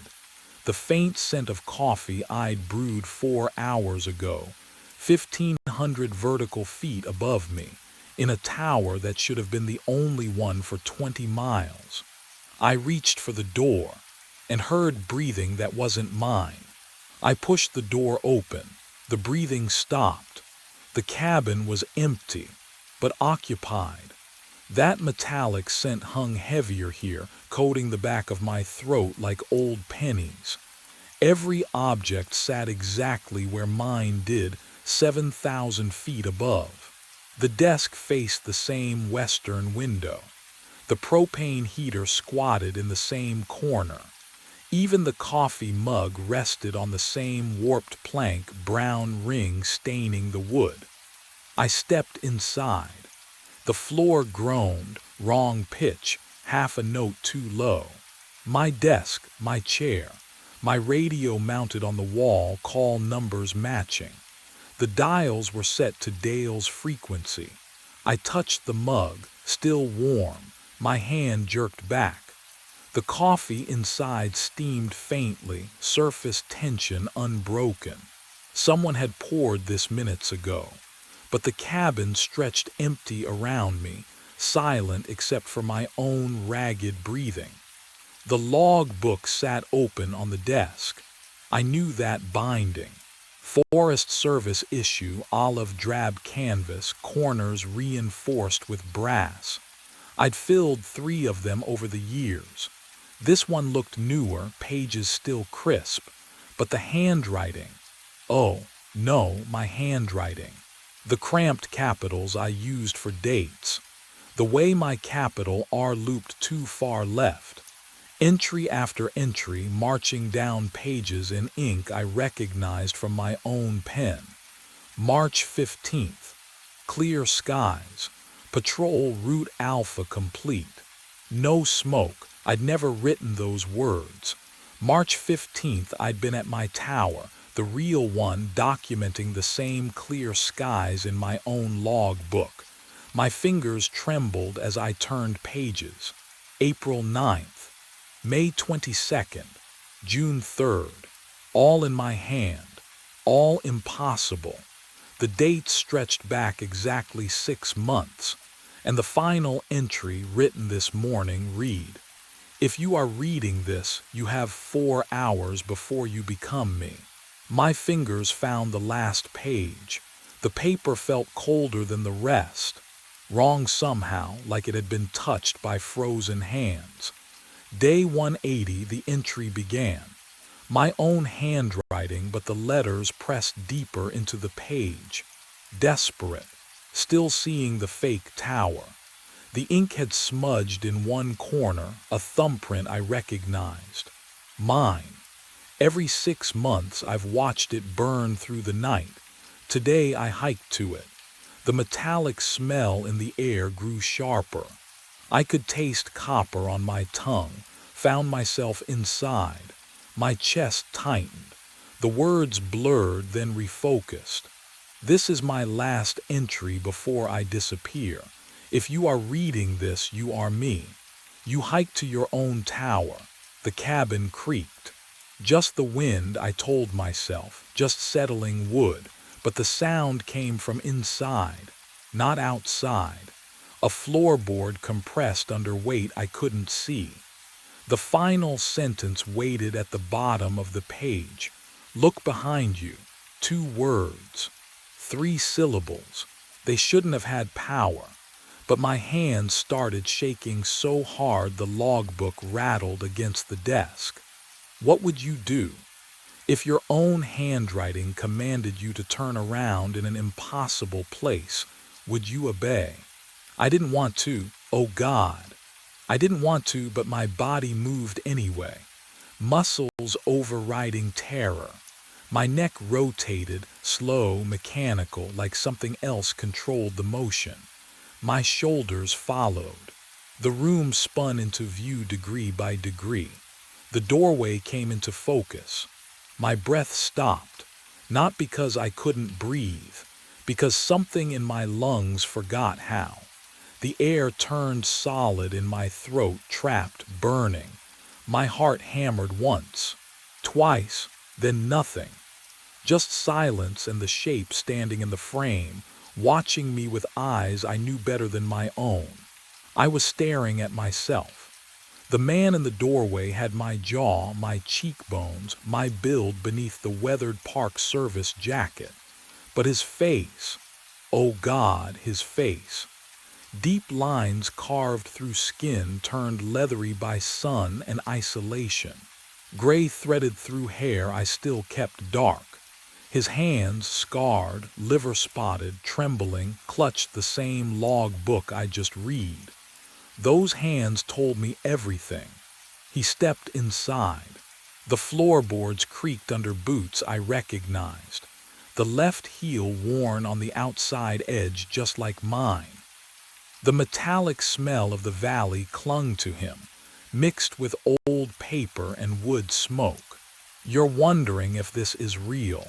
His voice scraped out rough, aged, but the cadence was mine. The exact rhythm I used when talking to myself during long shifts. It is. I couldn't move, couldn't speak. He set the log book on the desk between us. Every 6 months we hiked to our reflection tower. His finger, my finger, gnarled and thick-knuckled, traced the wood grain. Every time we replace ourselves. Enno, I've been you 9 times, Marcus. Hearing my name in that ruined voice shattered something inside me. What did he mean by replace? The word hung in the cold air like a threat, but I couldn't grasp its full weight yet. He moved closer. I saw the scar above his left eyebrow, the one I got falling from a ladder at age 12. Another on his knuckle from Eliner's broken coffee mug during our last fight. Every mark was mine. Tonight, he reached toward me, and the lamplight caught the deep exhaustion in eyes I'd seen in mirrors for 34 years. Tonight you become me. The room tilted. My hands, I looked down at my hands, and felt the first cold prickle of change crawling beneath my skin. He extends the log book toward me, and I take it. The leather cover feels cold, too cold. Wrong temperature for skin contact, like holding something that's been buried underground. My fingers close around it. Oh no. The hands gripping the spine aren't mine. They can't be mine. Liver spots bloom across the knuckles like bruises spreading under time-lapse photography. The skin sags, papery thin, revealing blue veins that map decades I haven't lived. A scar cuts across my left thumb, white and ancient. I got that scar. When? I remember now, splitting kindling, February, years ago, but it happened yesterday. My breath comes shallow, fast. I force myself to look at my arms. The flannel sleeves pull back, revealing forearms corded with muscle gone stringy, spotted with age, marked with scars I recognize. The burn from the propane stove. The gash from barbed wire on the trail to Cascade Pass. All mine. All impossible. What would you do? I whisper to the empty air. Would you scream? Would you check again, desperate, praying your eyes lied? I look up, searching for his face, for my face, for answers. The doorway is empty. Just the dark rectangle of the frame. The threshold worn smooth. The hinges silent. He's gone. But I didn't hear him leave. Didn't hear the floor creak. Didn't hear breathing stop or footsteps begin. Then a stair groans below me. The third step from the top. I know its voice. I've climbed those stairs 1,000 times, learned which boards sing and which stay silent. Another creak. Fifth step. Descending in the measured rhythm of someone who knows the tower's skeleton as well as his own. I lunge toward the window. My joints ache. When did that start? My knees crack as I move, sounds I've never made, sounds that belong to my father, not me. I press my weathered palms against the glass, smudging it with prints that look nothing like the ones I left this morning. Down below, emerging from the base of the tower, a figure. He wears my jacket. The blue one Alina gave me for our anniversary. My pack bounces against his shoulders, young shoulders, straight and strong. His gait is easy, familiar. I watch him navigate the rocks at the clearing's edge, stepping exactly where I would step, favoring his left leg slightly because of the old soccer injury that never quite healed. He doesn't look back. Why would he? He thinks he escaped, thinks he discovered the truth and walked away free, thinks the nightmare lives down here in this valley, and safety waits up there in his tower, my tower. His tower now. The forest swallows him between two cedars and he's gone, hiking back up the mountain, back to Pinnacle Watch, back to the radio and the log book and the light he'll see in 6 months, burning down here in the valley like a promise, like a mouth opening. The silence that follows his departure isn't peaceful. It's hungry.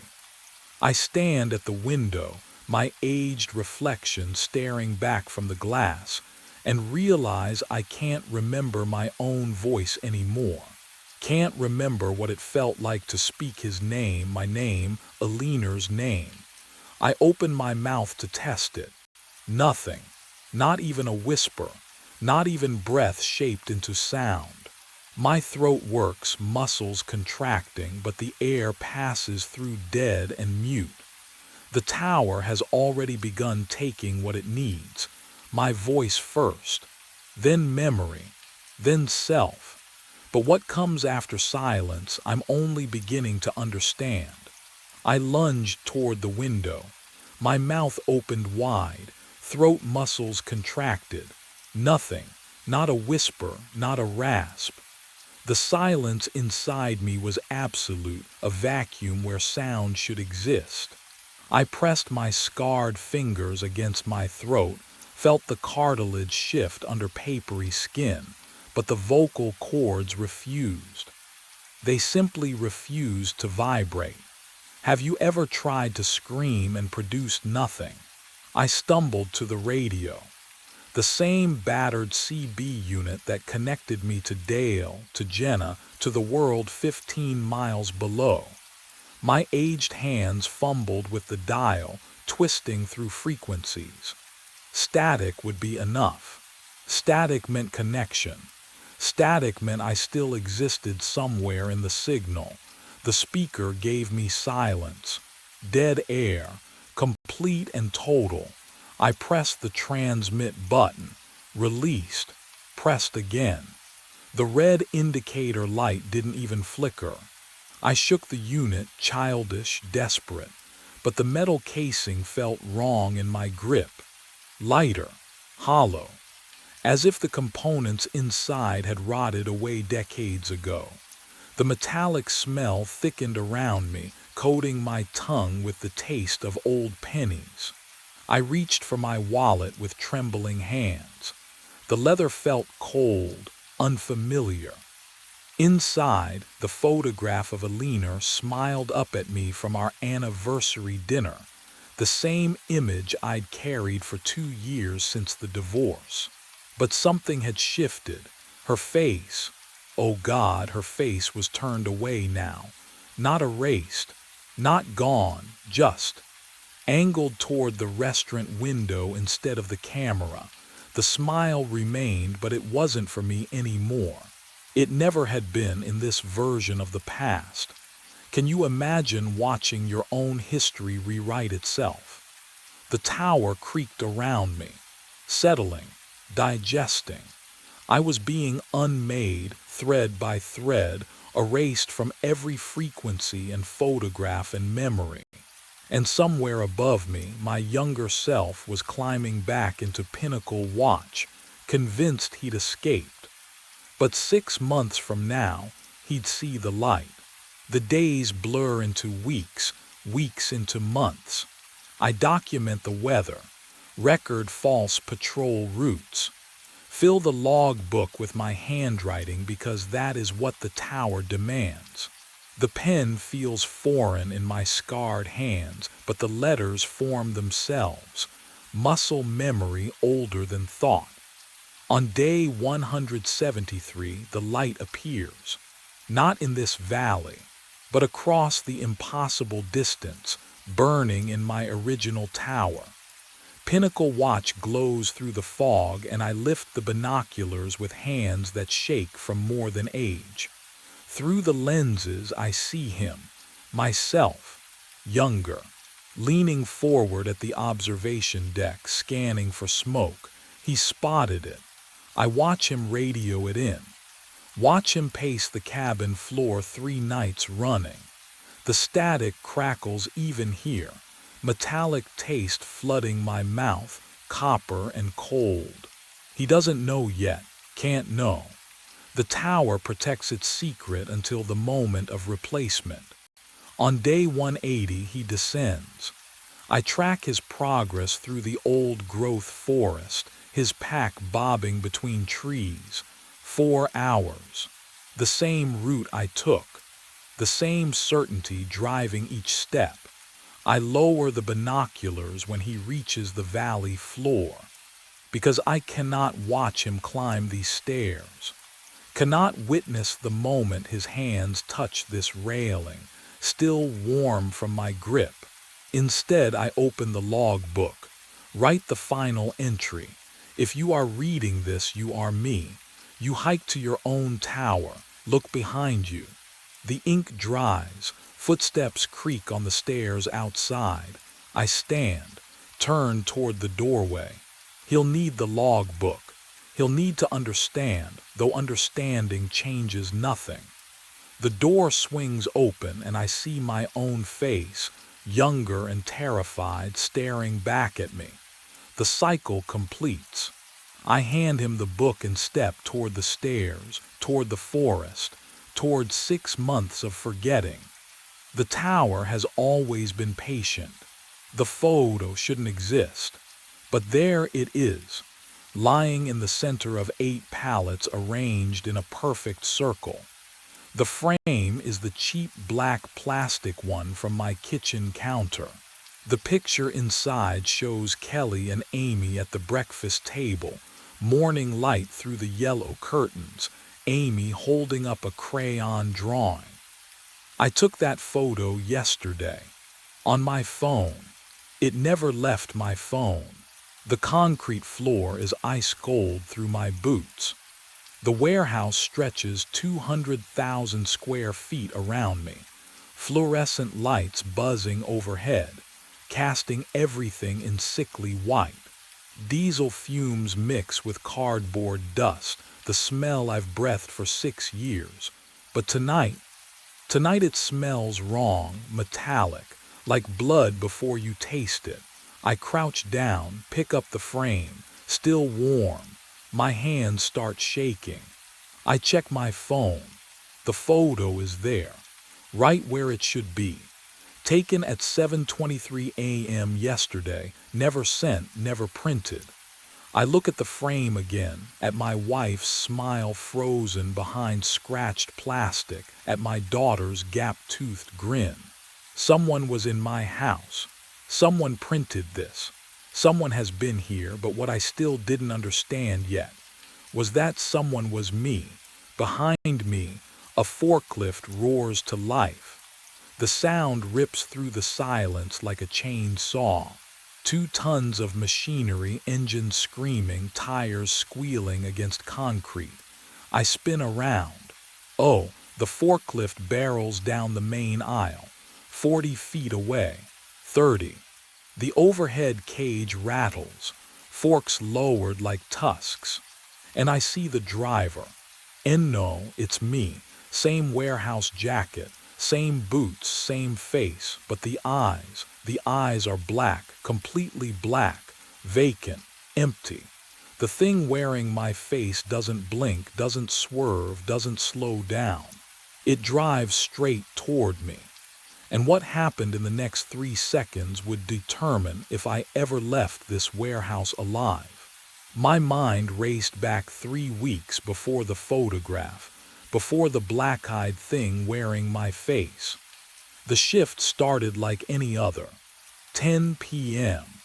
I clocked in at Midwest Logistics, my footsteps echoing across 200,000 square feet of concrete and darkness.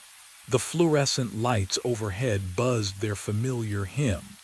I was alone, always alone on graveyard shift since Rick Salazar quit. I liked it that way. The first few hours passed in rhythm. Forklift, scan, stack, repeat. The smell of diesel and cardboard clung to my clothes, my skin, the back of my throat. Cold air leaked through the loading dock seams, winter pressing against metal walls. Around 4 a.m. I heard it, a forklift engine, running hard. The sound came from the far side of the warehouse, near the damaged goods section where the lights barely reached. The beeping, that reverse warning beep, echoing between the aisles, but I was the only one here. I set down my scanner, listened. The engine roared, then idled, then roared again. Someone was operating a machine in my building. I grabbed my flashlight and started walking. My boots scraped concrete. Each aisle I passed, the beam cut through towers of pallets stacked 15 feet high. Shadows danced. The forklift sound grew louder, closer, then suddenly stopped. Complete silence. I walked faster, checked every machine in the fleet. 12 forklifts, all parked in their charging stations. I pressed my palm against each engine block. Cold, every single one. But that wasn't the strangest part. What I didn't know then, what I wouldn't discover until the security footage, was that at exactly 3:47 a.m., something had started watching me back. I found the circle just past dawn. The damaged goods section smelled like diesel and wet cardboard. I'd been avoiding it all night, but something pulled me back there. The fluorescent lights buzzed overhead, flickering in that way that makes your skull ache. 8 pallets, arranged in a perfect circle. My boots stopped on cold concrete. The pallets were identical. Wooden, standard size, nothing special. But the precision. Can you imagine standing there, staring at geometry that shouldn't exist in a place like this? Each one spaced exactly the same distance apart. Each one turned at the exact same angle. Inside the circle, boxes were stacked. Not random, deliberate. They spelled my name. Marcus. My hands started shaking. I pulled out my phone and called Darren. He answered on the 5th ring, voice rough with sleep and irritation. "This better be good. You need to come in." My voice didn't sound like mine. "Some things just come in." He arrived 20 minutes later, boots echoing across the warehouse floor. He looked at the circle, looked at me, sighed like I'd wasted his time. "So you got creative on the night shift." "I didn't, Marcus." He pulled out his phone, thumbed through screens. Access logs. Building was locked from 11 p.m. to 6 a.m., just you. Nobody else swiped in. He looked up. "Just you." The boxes with my name stared back at us. "I didn't do this." Darren's jaw tightened. For just a second, something flickered behind his eyes, not confusion, recognition. "Go home," he said. "We'll talk Monday." He walked away before I could argue, leaving me alone with the circle and the cold certainty settling in my chest. But what the logs didn't show, what neither of us could explain yet, was how the pallets were still warm when I touched them. Darren didn't leave. I heard his boots scrape concrete behind me as I touched the warm pallets, and when I turned, he was staring at his phone with the expression of a man who'd found exactly what he feared. "Come with me," he said. The office smelled like burnt coffee and printer toner. Darren pulled up the security software on his desktop, fingers moving too quickly, like he'd done this before. The monitor's glow made his face look hollow. 3:47 a.m., he muttered, scrolling through the timeline. Always 3:47. Always. The footage loaded. Black and white. Wide angle from camera 7, overlooking the damaged goods section. For a few seconds, nothing moved except the timestamp in the corner. And then I walked into frame. My throat tightened. On screen, I moved with perfect efficiency. No hesitation. I lifted the first pallet and carried it to the center of the aisle, set it down, returned for the next one. My arms swung at mechanical angles. My head never turned. 32 minutes of this, lifting, walking, arranging, and my face. Oh God, my face was completely blank. "That's not," I started, but my voice cracked. Darren fast-forwarded. The timestamp blurred, but on screen I never stopped, never slowed. At 4:19 a.m., I placed the final pallet, stepped back to examine the circle, then walked out of frame. 2 minutes later, I re-entered and stacked the boxes spelling my name. But the strangest part hadn't even registered yet. "I don't remember any of this," I whispered. Darren paused the video. My face filled the screen, caught mid-turn. My eyes were open, focused on something beyond the camera, beyond the warehouse. "Take the week off, Marcus." I was here. I was awake. I'd take the week. He ejected a thumb drive from the computer and pocketed it before I could ask why he was keeping a copy. His hand shook just enough for me to notice. "Go home to your family," Darren said, not meeting my eyes. "And whatever you do, Don't come back at night. The drive home should have taken 20 minutes. I don't remember any of it. When I pulled into my driveway, the dashboard clock read 11:15 a.m., but the last time I'd looked, it was 9:30. Somewhere, I'd lost an hour and 45 minutes. The house smelled like coffee and cinnamon toast. Warm, safe, everything the warehouse wasn't. Kelly stood at the kitchen counter, still in her scrubs from her shift. She turned when I walked in and her face did that thing. That careful arrangement of concern trying to look casual. "You're home early," she said. I set my keys on the counter. "Darren gave me the week off." "Gave you off or sent you home?" My throat tightened. "Does it matter?" She crossed the small kitchen and touched my arm. Her fingers were warm, too warm, like the difference would burn. "Marcus, are you okay? Would you lie to someone you loved if the truth sounded insane?" "I'm fine," I said. "Just tired." Kelly's hand dropped. She studied my face the way nurses do, reading vital signs in expressions. "You've been talking in your sleep. Everyone talks in their sleep. Not like this." She moved to the coffee maker, poured me a cup I didn't ask for. The steam curled between us. "You've been saying numbers, grid coordinates, B7, F12, over and over for hours. The warehouse grid system." My chest went cold. "And," Kelly hesitated, "you've been saying your own name just Marcus, Marcus, Marcus, like you're trying to remember who you are." I wrapped both hands around the mug to stop them shaking. The heat bit into my palms. What do you say when your subconscious is mapping a building you can't remember walking through? But what Kelly told me next, that changed everything. Before I could answer, Amy padded into the kitchen in her sock feet, clutching a piece of construction paper. 8 years old, dark hair tangled from playing. She saw me and smiled, but it didn't reach her eyes. "Daddy, you're home." "Hey, sweetheart." I crouched down, tried to smile back. She held out the paper. "I drew you."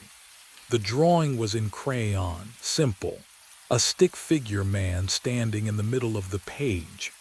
Around him, carefully colored rectangles formed a perfect circle. 8 of them. Inside the circle, letters spelled out in wobbly child handwriting. Marcus. My hands went numb. That's really good, Amy." "You were at work," she said quietly. "I saw you." Kelly's breath caught. "Amy, honey, you've never been to Daddy's work." Amy looked up at me. Her eyes were too old, too knowing. "I saw him last night," she whispered. "In my dream, he was building something, and he couldn't stop. I parked behind the warehouse at 2 a.m. Darren told me not to come back. Kelly wanted me home. I came anyway." The fluorescent lights hummed above empty loading docks, casting their sick yellow glow across 200,000 square feet of nothing. Diesel and cardboard, always that smell. I walked the aisles alone, checked the damaged goods section. No new circles, no pallets spelling my name, just silence, and the cold concrete under my boots. Around 3:30 I found it. A pallet near the back corner. Single box on top, and resting on that box, a wedding ring. My wedding ring. I looked at my left hand. The ring sat there, right where it always was. Gold band scratched from 8 years of marriage and manual labor. I rubbed my thumb over it, still there, still solid. But what I'd seen across the warehouse couldn't be denied. I walked back to the pallet, stood over the ring. It looked identical, same scratches, Same worn groove on the inside where my knuckle pressed. Can you imagine finding a piece of yourself in a place it shouldn't be? I picked it up. Warm, not room temperature. Not cold like metal sitting in a 50-degree warehouse all night. Warm like someone had just taken it off their finger. Like body heat still clung to the gold. My hand started shaking. I put the ring in my pocket. The weight felt wrong, too heavy, like carrying proof of something impossible. 4 a.m. arrived with a sound I'd been dreading. The forklift, hydraulic hiss, engine rumble, somewhere deep in the aisles behind me, wheels rolling across concrete. Getting closer. I turned toward the noise, heart hammering against my ribs. And that's when I realized the engine sound wasn't moving toward me anymore. It was circling. The engine stopped. I stood there, breath held, waiting for the hydraulic hiss, the crunch of tires on concrete. Nothing. Silence pressed against my eardrums harder than the noise had. The fluorescent lights buzzed overhead, suddenly too loud, and I realized the forklift had vanished as impossibly as it had appeared. My legs trembled as I moved toward the back corner where the sound had been circling. The duplicate ring in my pocket knocked against my thigh with each step, a warm reminder that something was deeply, horribly wrong. That's when I saw it. A new circle. 8 pallets arranged in perfect geometry, but this time, different. Inside sat a blue sleeping bag, unrolled and rumpled. A pillow with a visible head impression. And propped against a cardboard box, a framed photograph. I knew that photo. I'd taken it yesterday morning in our kitchen. Kelly laughing at something Amy said, sunlight catching her hair just right. I'd snapped it with my phone while pouring coffee, a stolen moment before my shift. But what I found made my throat close. The frame was real. Glass cold against my shaking fingers. Professional print, not some warehouse printer. I fumbled for my phone, swiped to my camera roll. The photo was still there. Same image. Never sent, never uploaded, never printed. Someone had gone into my phone, into my kitchen. Someone had printed this, framed it, brought it here. The sleeping bag smelled like home, that lavender fabric softener Kelly uses. Not diesel, not cardboard, home. I pressed my palm to the pillow, still warm. Someone was living here, in this warehouse, in these circles. Can you imagine the moment you realize the truth? When your mind fights what your body already knows. Someone is me. But if I'm standing here now, then where was I yesterday morning when this was printed? I swallowed 4 caffeine pills dry. The bitterness coated my throat, chalky and chemical, burning all the way down. My hands shook as I dropped the bottle onto the break room table, pills rattling like dice in a cup. I wouldn't sleep, couldn't sleep. If I stayed awake, if I watched myself, maybe I'd understand. The security monitor glowed blue in the corner, cycling through 12 camera feeds every 8 seconds. I pulled the metal chair closer, the legs scraping concrete, and sat with my eyes locked on the screen. The time in the corner read 2:18 a.m. 1 hour and 29 minutes until 3:47. What would you do? If you knew the exact moment you'd stop being yourself, would you watch it happen? The fluorescent lights above me hummed their constant electric prayer. I focused on my breathing, in through the nose, out through the mouth, trying to anchor myself to something real. The monitor flickered. Camera 3 showed the back corner. The circle of pallets sat empty in grainy black and white. Camera 7 showed the break room, showed me, sitting there, staring at the screen. I blinked. On the monitor, I blinked a half second later.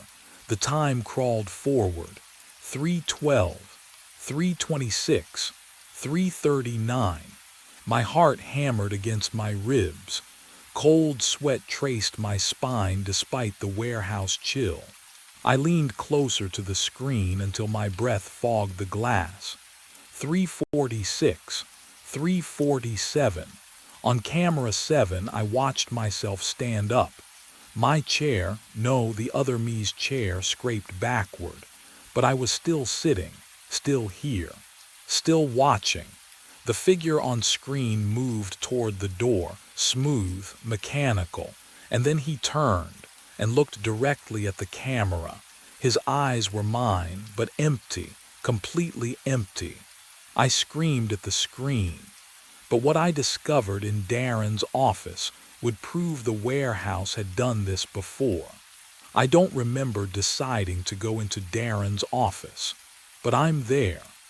The caffeine hums in my veins like the fluorescent lights overhead, and my hands are already pulling open the metal file cabinet. The drawer screeches. That sound cuts through the warehouse silence, and for a second I freeze, waiting for something to respond. Nothing does. The files smell like old paper and dust. My fingers shake as I flip through personnel folders. Anderson, Chen, Morales. The names blur together until Salazar, Rick. The folder is thicker than the others. I spread it across Darren's desk and the pages whisper against the laminate surface. Employment application, safety certifications, performance reviews, all standard, but then a medical note, stapled. The paper feels brittle under my thumb. Employee experienced severe dissociative episodes during night shifts. Recommended immediate leave. Patient reports lost time, autonomic behavior, inability to recall work activities. My mouth tastes like burnt metal and leftover caffeine. The symptoms match mine, word for word. Have you ever read your own nightmare written in someone else's handwriting? I flip to the final time card. The ink is faded, but the numbers are clear. Rick Salazar clocked in on March 14th at 11 p.m. The clock-out column is blank, but someone, Darren maybe, wrote in pencil at the bottom, found on premises 72 hours later. Unresponsive, refused to leave building. 72 hours, 3 full days and nights. But what made Rick finally stop? That's the question that gnawed at me as I stared at his signature on the separation agreement. The handwriting looked familiar, too familiar. The way he looped his capital R, the same way I did. And that's when I noticed the date Rick quit. 8 months ago, the exact week they assigned me to night shift. I stand in the circle at 3:47 a.m. The warehouse hums around me, that low-frequency vibration in the concrete floor. I feel it in my teeth, in my bones. The forklift keys dig into my palm, sharp and real. The smell of diesel and cardboard wraps around me like a blanket I never asked for. My phone buzzes. Kelly, when are you coming home? Home. The word feels foreign, like a language I used to speak. I look at the pallets surrounding me, 8 of them, perfect spacing. My hands ache to adjust the one on the left, 2 inches counterclockwise. The need crawls under my skin like insects. Can you imagine that? Needing to move boxes more than you need to breathe. But what I understood in that moment would change everything. Rick Salazar stood here too, 8 months ago, he felt this same pull, this same hum. The warehouse found him, and when it finished with him, it threw him away and waited for me to take the night shift, waited for 3:47 a.m. I wasn't special, I was just available. My phone buzzes again. Amy drew you another picture today. Please come home, Amy. I remember her last drawing on the fridge. Daddy surrounded by boxes, the boxes forming a circle. She saw this coming before I did. Kids always know, don't they? They see the truth adults refuse to acknowledge. And that's when I realized what Rick never did. The warehouse doesn't keep you. You keep yourself. I dropped the keys. They clattered on the cold concrete, the sound echoing through 200,000 square feet of empty space.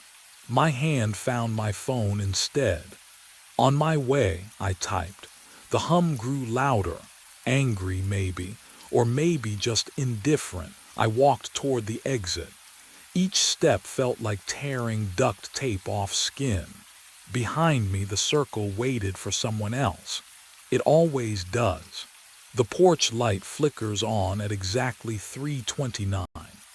I stand on the cracked concrete, package in hand, and my breath fogs the air between me and the door.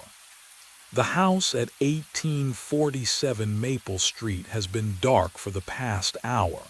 Every house on this route stays dark. But this one, something about this one makes my fingers tighten around the cardboard edges until they dent. A shadow moves behind the front window. I freeze. My heartbeat thuds in my ears, too loud, too fast. The figure presses against the glass, close enough that I can see the outline of hands, palms flat, face obscured by the reflection of the streetlight behind me. The mouth moves. No sound comes through, just lips forming words I can't hear. Can you imagine standing there trying to read the message, knowing you should turn around and leave? But my feet won't move. The package feels heavier now. My name is on the label. I checked it twice in the van, but what I didn't check was who sent it. The front door creaks, slow, 6 inches. Then it stops. Cold air rushes out through the gap, not the damp chill of October, but something else. Sterile, sharp. It carries a scent that makes my stomach drop. Cologne, the same brand I wear. The same woody amber smell clinging to my jacket collar right now.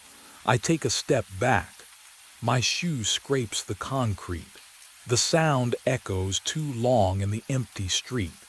The figure behind the window hasn't moved, still pressed there, still mouthing something.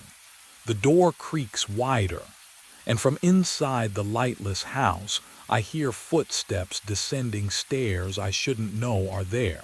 48 hours before I stood on that porch, the dispatch radio crackled to life at 11:07 p.m. Brennan, you there? I pressed the button. Static buzzed against my thumb. Yeah. Got a route update. New stop. 1787 Maple Street. Same package every night this week.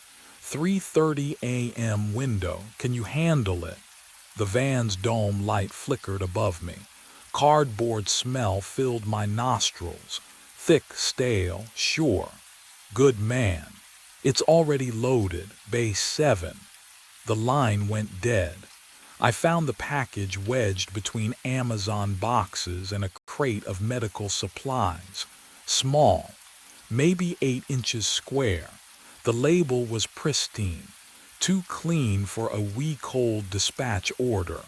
Black ink, block letters, perfect edges. The weight caught me off guard. It felt like nothing, like holding air wrapped in brown paper. I tossed it onto the passenger seat and started the engine.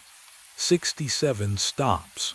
Maple Street would be number 43, right in the dead zone, that stretch between 2 a.m. and dawn when the suburbs hold their breath. The first delivery was automatic. I pulled up at 3:29, porch dark, house silent. I walked the cracked driveway, placed the box on the welcome mat, turned back to the van. Routine. But something about the house stuck with me as I drove away. I couldn't place it. The second night, I parked in the exact same spot without thinking. My feet knew the path. 3 steps to the mailbox, slight dip in the pavement, 7 strides to the porch. I hadn't counted them the first time. The third night, my hands were already reaching for the package before I checked the manifest. Muscle memory. Like I'd delivered there 100 times, but I'd only been there twice. What I didn't know yet was that my body remembered what my mind had forgotten. Night 5, and I'm sitting in the back of my van with the dome light buzzing overhead. The cargo space smells like cardboard and stale energy drinks. I've pulled the package onto my lap, still weightless, still wrong, and I'm staring at the label under the flickering yellow glow. That's when I see it. The handwriting, neat block letters, precise angles, the way the capital M loops just slightly at the base. I know this. I've written addresses this exact way 1,000 times on notes, on envelopes, on the back of receipts when my phone dies. This is my handwriting. Have you ever seen your own signature somewhere you never signed? That stomach drop moment when reality tilts. I blink, rub my eyes. The letters don't change. I angle the package toward the light, searching for differences. Maybe it's similar, maybe I'm tired. But no, the slant, the pressure, even the way the pen hesitated before the street number, that's me. But what I notice next makes my throat close. The return address sits in the top left corner, small and clinical. I read it once, twice.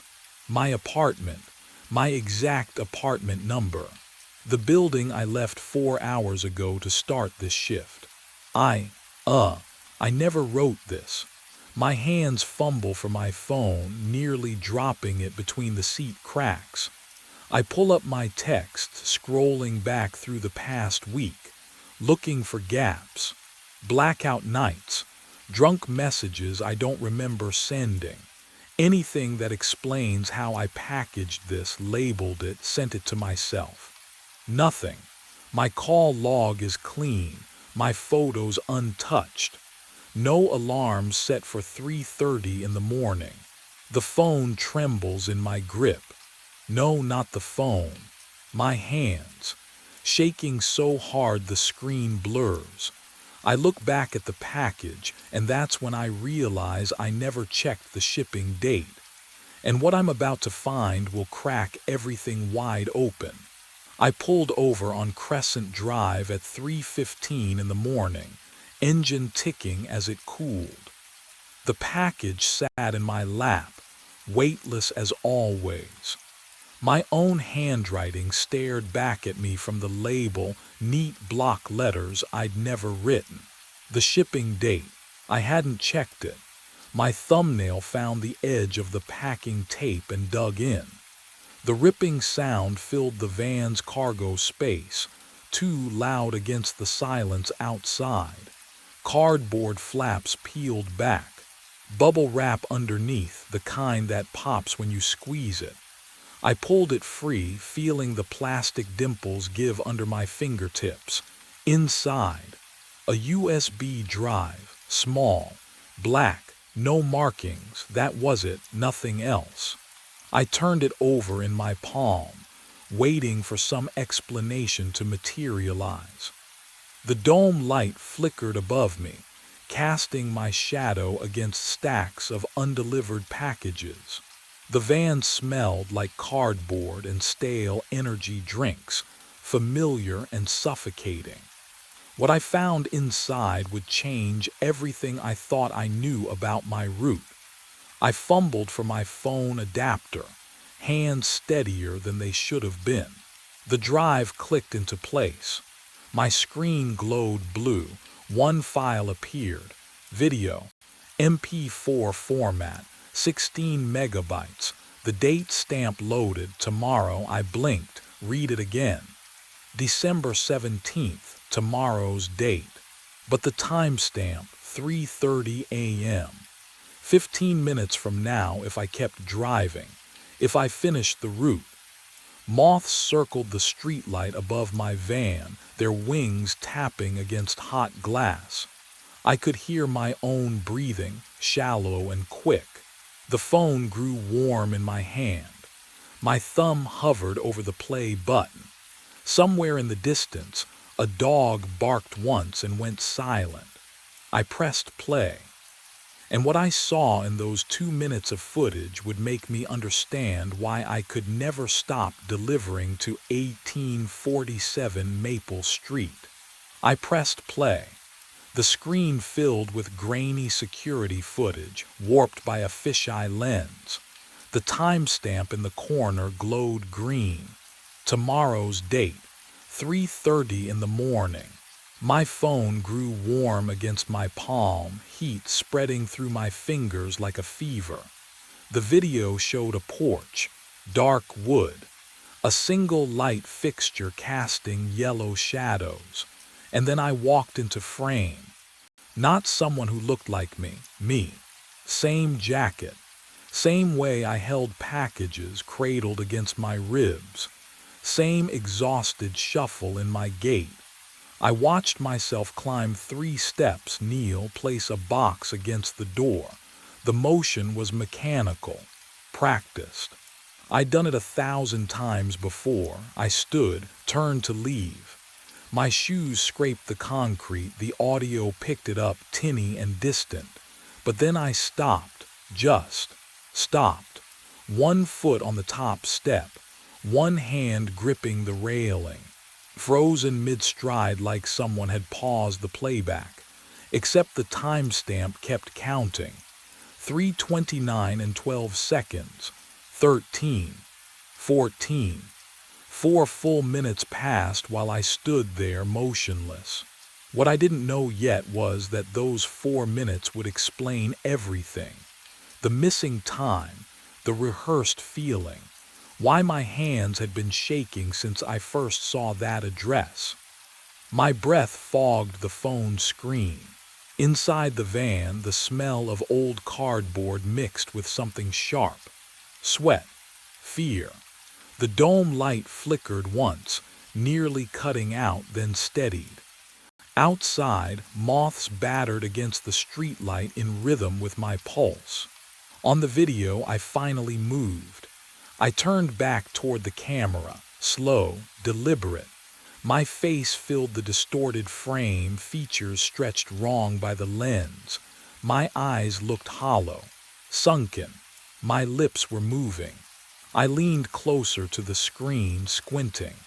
The audio was muffled, wind, maybe, or static interference, but I could read lips well enough. Years of dispatch calls through bad connections had taught me that. Stop. Delivering. My stomach dropped. Already, inside, I rewound, watched again. The words were unmistakable. 6 years, check. Basement. The video cut to static. White noise hissed through my phone speaker. I yanked the earbuds out, but the sound lingered in my skull. A flatline whine that wouldn't stop.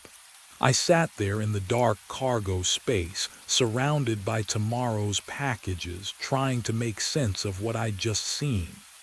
The timestamp said tomorrow, but my lips had moved today, or yesterday, or my head throbbed. The timeline didn't work, couldn't work, unless I'd already delivered the package, unless I was about to deliver it. Unless I checked the time. 3:21 a.m., 9 minutes until the timestamp on the video. 9 minutes until I'd be standing on that porch, frozen, mouthing warnings to a camera I didn't know existed. But the real question wasn't when. It was why I'd said basement, and what had been living in mine for 6 years. I drove to the only place still lit at this hour. The diner's fluorescent tubes buzzed overhead, that electrical hum that sounds like insect wings. My booth's vinyl stuck to my forearms as I opened my laptop.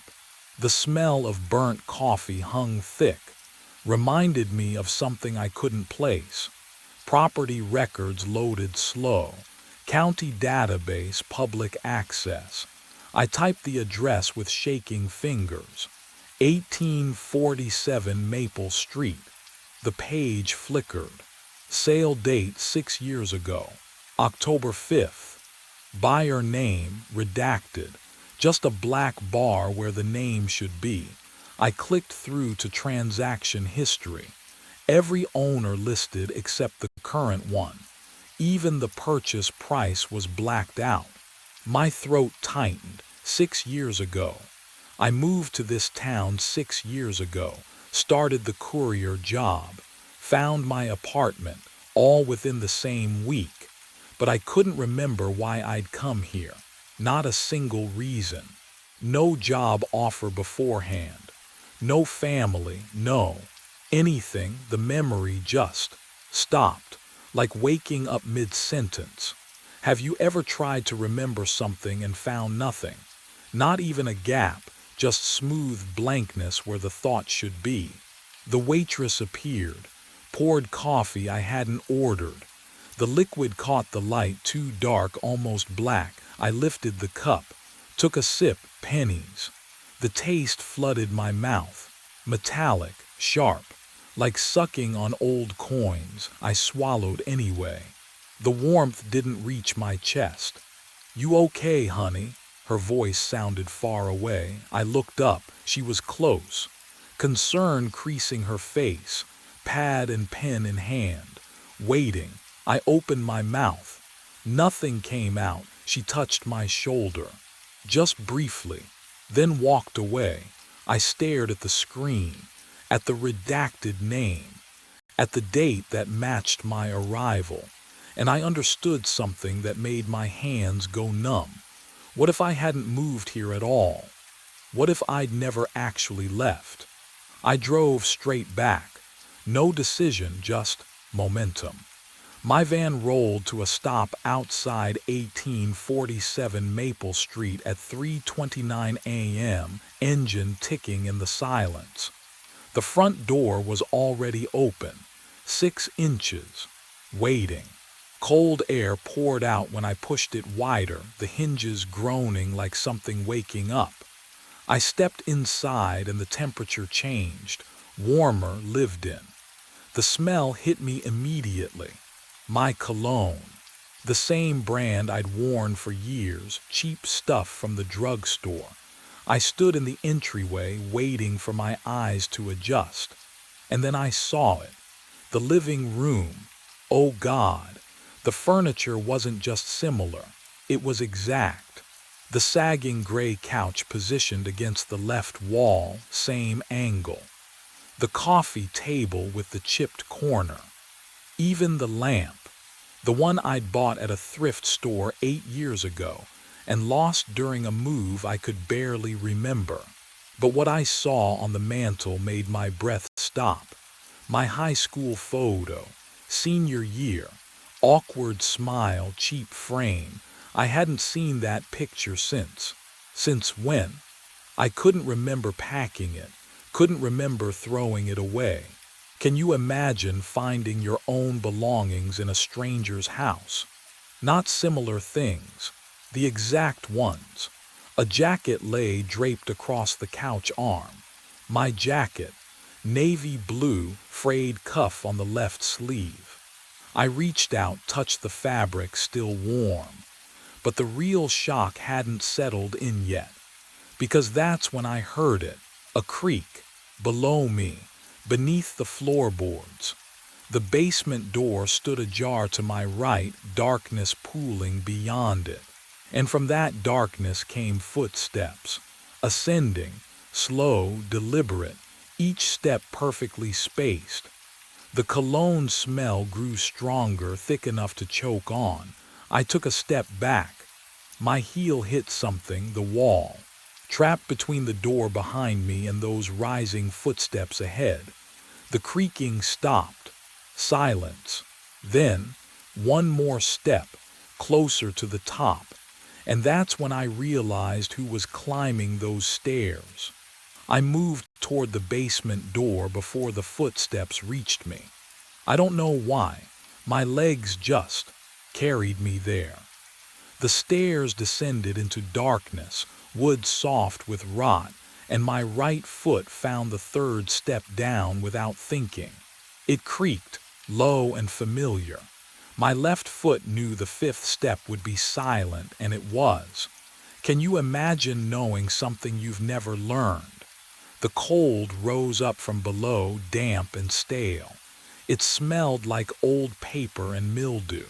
And faintly, still my cologne, I descended faster. The footsteps above had stopped, or maybe they were waiting.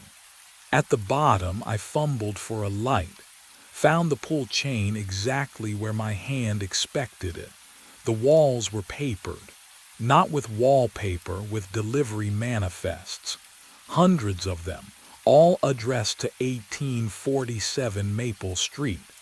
I stepped closer, fingers brushing the yellowed edges, dates going back years. Same route, same stop, same time. 3:29 a.m. over and over, stamped and signed and completed. But what I saw in the corner made my throat close. A cot, army surplus, green canvas. My wallet sat on the thin mattress, my keys beside it. My phone, same cracked screen, spiderweb fracture across the top right corner, resting face up. I pulled my phone from my pocket, checked the crack. Identical. I looked back at the cot. 7 phones, arranged in a neat row. 7 wallets. 7 key rings, all mine. Each one tagged with a strip of masking tape. Dates written in block letters, my handwriting.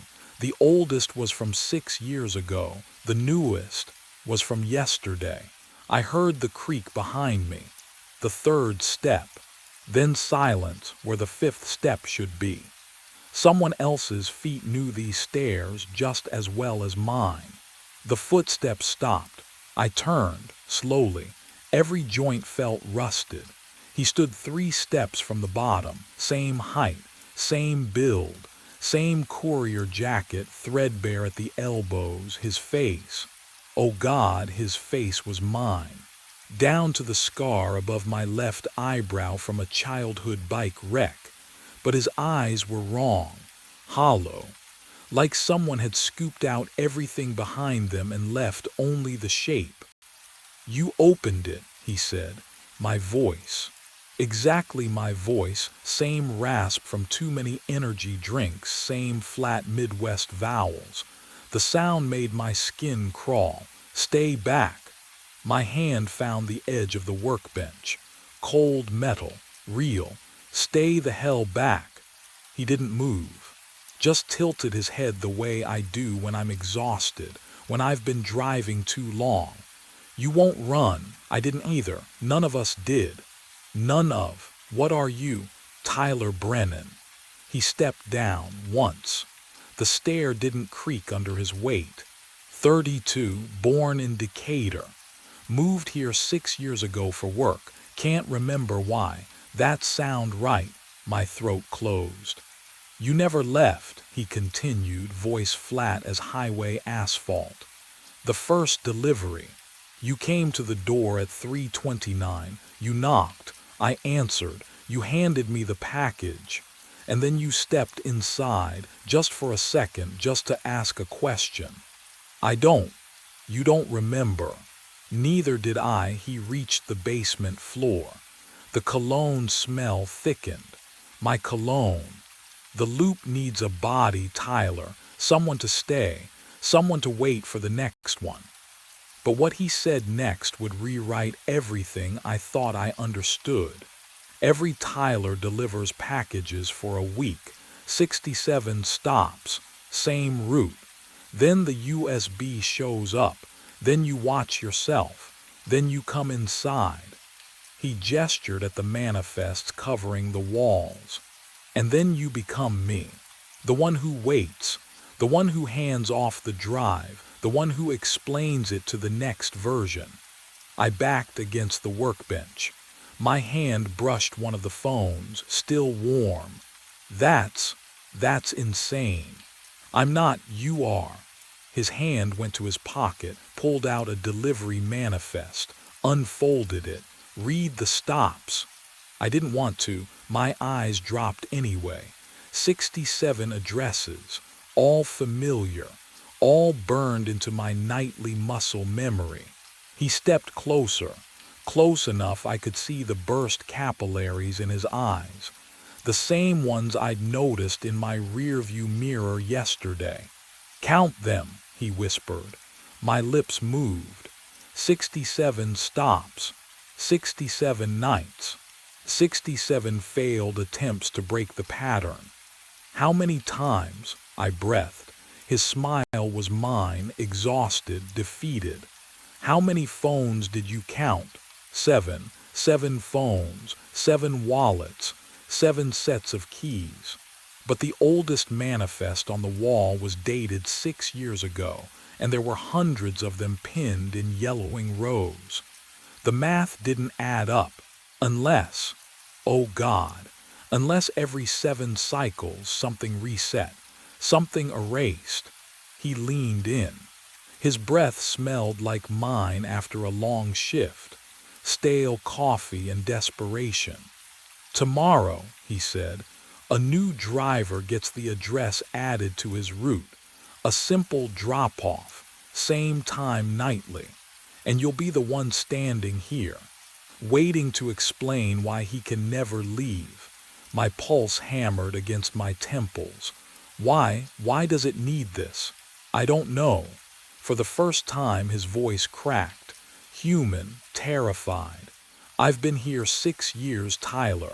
6 years in this basement, waiting, and now you're here. And I can finally, he stopped, listened. Upstairs, a door creaked open. Footsteps crossed the living room floor, slow, methodical. Someone else was in the house. His hollow eyes went wide. No, he whispered. Not yet, you haven't chosen yet. Chosen what? But I already knew, could feel the answer crawling up my spine like cold fingers. Only one of us was leaving. The footsteps overhead stopped directly above us. Dust sifted through the floorboards. I tasted it on my tongue.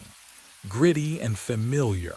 The other me, the hollow-eyed one, didn't move. Just stood there holding the USB drive between us. His cologne mixed with something else now, decay, 6 years of it soaking into his skin. He'll come down, he whispered, just like you did. My throat closed. Who? Tonight's Tyler. The porch light cut out. Total darkness. I heard the basement door creak open above. Footsteps on the stairs. Slow, deliberate. Every third step groaning under weight I recognized as my own. The other me pressed the drive into my palm. Cold metal, sharp edges. You take this. Or you stay, that's the choice. What happens if I? Then tomorrow a new driver gets this address added to his route. His voice cracked. And you wait here 6 years, maybe more, until you're ready to pass it on. But I understood now what he hadn't said yet, what the video already knew. There was no escaping, not really. The footsteps reached the bottom. I couldn't see him, but I smelled my own cologne. Fresh. The version I'd put on 11 hours ago at the start of my shift. He was still warm, still thought this was just a delivery. "Which one?" My voice came out broken. "Which one am I?" The other me, the hollow one, laughed, soft, defeated. "Does it matter?" The porch light flickered back on, pale yellow glow seeping through cracks in the ceiling. I looked down at my hands. 7 phones lined up on the cot beside me. I didn't remember sitting down. The van idled outside.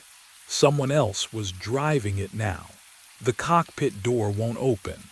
My shoulder slams against it. Once, twice. The latch is cold under my palm, but it doesn't budge. Outside the windshield, the propeller spins. A gray blur cutting the air with that low, churning roar you feel in your teeth. The plane is moving. Concrete slides beneath the wheels. I didn't turn the key. I didn't touch anything. But the Cessna taxis forward like something's dragging it, smooth and inevitable, toward the sealed hangar door at the far end. The radio crackles. Cessna November 7734, cleared for takeoff. The voice is calm, professional, but there's something wrong with the cadence, like someone reading lines they've memorized but never understood. I yank the yoke back. Nothing. The throttle won't move. My hands are shaking now and I can smell it. That sharp bite of aviation fuel, too strong, like it's seeping through the vents. Can you imagine that? Trapped in a cockpit that's moving without you. Then I see him, standing on the hangar floor 30 feet ahead. A man in a security uniform. My uniform, same boots, same tired posture. He's watching the plane approach, watching me. And his face, oh God, it's my face. He doesn't move, doesn't flinch. Just stands there as the Cessna rolls toward him, propeller screaming now, and I'm shouting, but the sound dies in my throat because the hangar door. The massive steel door I've checked every night for months. It's gone. Just open sky, black and endless, and the plane keeps accelerating. But that's not where this started. 4 weeks earlier, none of this had started yet. My boots echoed across the hangar floor, steady, rhythmic, the same route I'd walked for 8 months. Chandler Regional at midnight was a graveyard for mothballed aircraft. Rows of them. Silent hulks under fluorescent lights that hummed like wasps trapped in glass. I checked my clipboard, tail numbers, registration dates, all accounted for, and then I saw it, Bay 7. A Cessna I'd never logged before, single engine, white fuselage with a faded red stripe. The tail number caught the light, N-7734. I stopped, listened. The hangar was empty, it always was, but something felt wrong. The air smelled different. Not the usual dust and stale hydraulic fluid. This was sharper, metallic, like ozone before a storm. I approached slowly, touched the wing. Cold, real, solid metal beneath my palm. The landing gear sat flush on the concrete. No blocks, no chocks, as if someone had just parked it there. I radioed Alice Drucker, my supervisor. She answered on the 4th ring, voice thick with sleep. "There's a plane in Bay 7, I said. "Not in my log." "Cessna N 7734. Silence. Then a sigh. "Grant, we've talked about this. I'm looking at it right now. That registration crashed in 2017. Total loss." Her tone flattened. Professional, dismissive. "You need to take your medication." "Alice, I'm standing next to, document it in your report. We'll discuss this tomorrow." The line went dead. I turned back to the Cessna. My hand still rested on the wing. The metal was cold, but when I leaned closer to the engine cowling, I swear I felt warmth rising from beneath. I spent the next 48 hours searching. The laptop screen burned my eyes at 3 in the morning. I typed November 7734 into every aviation database I could access. The NTSB report loaded slow. Pixel by pixel, there it was. Cessna 172, registration N7734, total hull loss. August 9, 2017. No survivors. The room smelled like stale coffee and sweat. I read the report 3 times. 4. Pilot error. Controlled flight into terrain. Aircraft destroyed on impact. But I'd touched that plane 6 hours ago. Cold rivets. Real rubber tires. The front door slammed. I flinched. You're still up. Sarah stood in the bedroom doorway, her duffel bag already packed. She wasn't asking. I need to figure this out. You need help, Grant. Her voice cracked, not with anger but exhaustion. You've been obsessing over a plane that doesn't exist. It does exist. I've seen it. I've touched it, measured it. I know. She zipped the bag. The sound cut through me like a blade. Alice was right. You're not. You're not okay. I wanted to explain, to make her understand. Instead, I watched her walk to the door. Sarah, she paused, didn't turn around. I can't watch you disappear again, she whispered. The door clicked shut. The apartment went silent except for the laptop's hum. I returned to the hangar records, personnel files, looking for anyone who might have seen what I'd seen. The previous night guard's folder sat thin in the cabinet, almost empty. Thomas Vega, employed 14 months, resigned abruptly last March. No exit interview, no forwarding address. Just a single note in Alice's handwriting, refused to discuss reasons for departure. The ink smelled faintly of kerosene. I returned to the hangar at midnight. The Cessna waited in the same bay, silent under the fluorescent hum. I stood 10 feet away, flashlight trembling in my grip, and listened to my own breathing echo off concrete. The air smelled of dust and old hydraulic fluid. And something else, avgas, sharp and chemical. But the plane hadn't moved in days. I'd spent 7 years avoiding cockpits. After the 2017 incident, my trainee flight, my frozen hands on the yoke, the instructor screaming my name, I swore I'd never sit in one again. The guilt had carved a trench through my life deep enough to drown in. But this plane shouldn't exist. I approached slowly, boots scraping the floor too loud. The metal skin gleamed dull silver in my flashlight beam. I pressed my palm against the fuselage. Cold, then not. A faint warmth radiated through the aluminum like a body under a sheet. My hand jerked back. The cockpit door hung open. An invitation.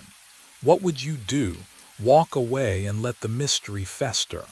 Or climb inside and confront what shouldn't be real? I grabbed the door frame and pulled myself up. The seat leather creaked under my weight. The smell hit me immediately. Stale air, old vinyl, and beneath it something metallic. Copper. My chest tightened. The instrument panel stretched before me, gauges dark but intact. Then I saw the coordinates. They glowed faintly on the GPS unit already programmed. 33 degrees north, 111 west.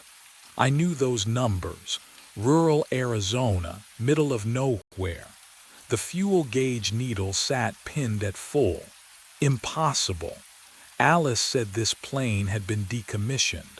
I reached forward and touched the engine cowling through the open window. Warm, not hot. Not cold. Warm, like it had been running an hour ago. My pulse hammered in my ears. I twisted in the seat, scanning the cockpit for, I don't know what, proof, explanation, anything. My flashlight beam swept across the co-pilot seat and stopped. A logbook, lying open, pages crisp and white. I lifted it with both hands, angling it toward the light. The handwriting was small, precise, slanted right. Dated entries filled the columns, departure times, destinations, flight hours. Standard pilot documentation. But the date at the top of the open page made my throat close.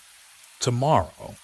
Departure time, 6:47 a.m. Destination, nowhere final approach.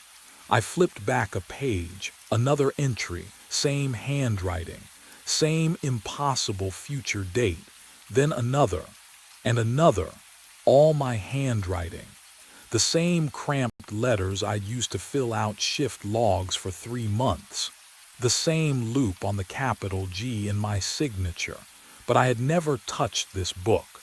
I read the entry again, whispering the words aloud to make them real. Departure 6:47 a.m. Destination. Nowhere final approach. My hand was shaking. The same tremor I'd seen in the crash report. The pilot's medical file had noted it, essential tremor, stress-induced. I clenched my fist, but the shaking wouldn't stop. The hangar lights flickered once, twice. I looked up through the windscreen at the vast empty space beyond. The other mothballed aircraft sat in neat rows, silent and dead. But N7734 hummed, not with sound, with presence, with warmth, with waiting. The logbook entry stared up at me, ink dark and fresh. 6:47 a.m., tomorrow, and I had no idea what would happen when that moment arrived. I stayed away for 22 hours. The logbook entries haunted me through my apartment walls, my shift at the gas station, the 3 cups of coffee I couldn't finish. My handwriting, tomorrow's date, 6:47 a.m. So I returned. The hangar swallowed me at midnight, fluorescent lights buzzing overhead like dying insects. N-7734 waited in the same position, propeller blades gleaming dull silver under the industrial glare. I checked my watch, 12:03 a.m., hours to go before the logbook's prophecy. I circled the Cessna twice, boots echoing on concrete. The fuselage still radiated warmth, unnatural, like skin holding fever. I pressed my palm flat against the metal. My hand came away smelling of aviation fuel and something else, burnt copper maybe, or old pennies left in rain. The cockpit door hung open, inviting. I climbed inside, settled into the pilot seat. The coordinates still glowed on the nav screen, numbers I didn't recognize. The logbook lay exactly where I'd left it, still open to tomorrow's entry. My signature at the bottom, neat and careful. I would wait. I would see what 6:47 brought. The minutes crawled. My breath fogged in the cold cockpit air. Outside, the hangar stretched empty and vast, rows of mothballed planes sleeping under tarps. What would you do? Sitting in a ghost chair, watching your own handwriting predict the future. At 6:47 exactly, the engine coughed to life. No key turned. No ignition sequence. The propeller spun, slow at first, then faster, a whirring roar that filled my skull. The instrument panel blazed with light. Radio static crackled, sharp and insistent. Oh, no, no, no, no. I lunged for the door, jammed. I slammed my shoulder against it once, twice, and it gave way. I fell onto the concrete, scrambled backward on my palms. The Cessna hummed, alive and waiting. I ran, through the hangar, past silent aircraft, into the security office. I slammed the door, gasping, and grabbed the desk to steady myself. The clock on the wall read 12:03 a.m. I stared, checked my watch. Same time, exactly the same. 7 hours, gone, erased like they'd never existed. My shift log lay open on the desk. I flipped through the pages with trembling fingers. There, 6:47 a.m., my signature, my handwriting, neat check marks beside every patrol zone. I had walked my rounds. I had signed my name. I had been here for 7 hours I couldn't remember. And somewhere in the hangar, the Cessna's engine ticked as it cooled. Waiting for tomorrow night, when the logbook said I'd do it all again. I spent the next day hunting ghosts in databases. My apartment smelled like burnt coffee and panic. 3 monitors glowed blue on the kitchen counter. I'd called in sick. Alice didn't even sound surprised. And now I sat clicking through federal aviation records, fingers trembling on the mouse. The crash file loaded slowly. Cessna in 7734, total loss. October 3rd, 2017, single fatality, but the pilot's name, redacted. Black bars covered every identifying field. Date of birth, redacted. License number, redacted. Next of kin, redacted. Even the autopsy findings were stripped clean, just a clinical note about blunt force trauma and a timestamp. What would you do? Keep digging or walk away before the hole swallows you? I kept digging. The archived news sites gave me more. Local coverage of the crash, grainy photos uploaded 8 years ago. I clicked the first thumbnail. The wreckage spread across desert hardpan, crumpled aluminum catching Arizona sun. Yellow tarps, a body bag zipped and waiting, and there, in the background, a figure, security uniform, dark blue, same cut as mine. Standing beside a perimeter barricade, arms crossed. The photographer must have used a cheap camera because the face was blurred, motion smudged into obscurity. But the posture, oh God, the posture was mine, the way I stand when I'm cold. Left shoulder slightly higher, weight shifted to the right leg. I printed the photo with shaking hands. Held it under my desk lamp, stared at the blurred face until my vision doubled. That uniform hadn't existed in 2017. Our company didn't contract Chandler Regional until 2019. So how had I been there, watching myself crash? I couldn't stay away. The photo burned behind my eyes for 2 days. But Thursday night I clocked in like always and walked straight to N7734. The hangar lights buzzed overhead, casting their sickly yellow glow across the concrete. My boots echoed in the emptiness. The Cessna sat where it always did, waiting. I climbed the wing step. The metal was cold under my palm, leaching warmth from my skin even through my glove. The cockpit door hung open. Inside, the logbook lay on the co-pilot seat, thicker than before. I grabbed it and the leather felt wrong, worn in places my hands had never touched. I flipped it open. Page after page. My handwriting. Every single entry dated in the future. December 22nd, 0647. Departure. Destination, nowhere final approach. December 23rd, 0647. Departure. Destination, nowhere final approach. December 24th. December 25th. December 26th. The ink was fresh. I could smell it. That sharp chemical bite mixing with the stale air and old aviation fuel. My chest tightened. Each entry identical, same time, same destination, same loops of my own cursive that I hadn't written. Then I reached the last page, December 30th. 1 week from today.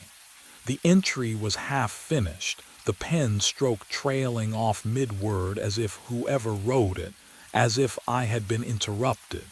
Would you keep reading? Knowing every page pulls you closer to something you can't escape. I turned back to the first future entry. My hand shook as I held the corner of the page, just a tremor, barely noticeable. I tried to steady it, but the shaking persisted. A fine vibration I couldn't control. I froze. The crash report.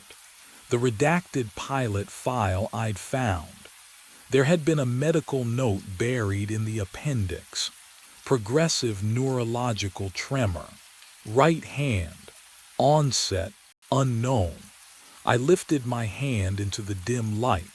The tremor spread up my wrist, and that's when I understood I wasn't investigating the crash pilot. I was becoming him. I grabbed the crowbar from the maintenance locker and swung it against the fuselage. The impact jolted through my arms. No dent, not even a scratch. The metal hummed beneath the blow, a tuning fork struck underwater, vibrating at a frequency I felt in my teeth. I swung again. The tremor in my right hand made my grip slip, but I didn't stop. Couldn't stop. The sound echoed through the hangar, sharp clangs that should have left gouges, fractures, something real. Nothing. The Cessna sat pristine, untouched. My breath came in ragged gasps, fogging in the cold air. The fluorescent lights overhead flickered once, twice, then steadied, and that's when I saw him. A figure in a security uniform walking between the mothballed aircraft. Same height, same gait.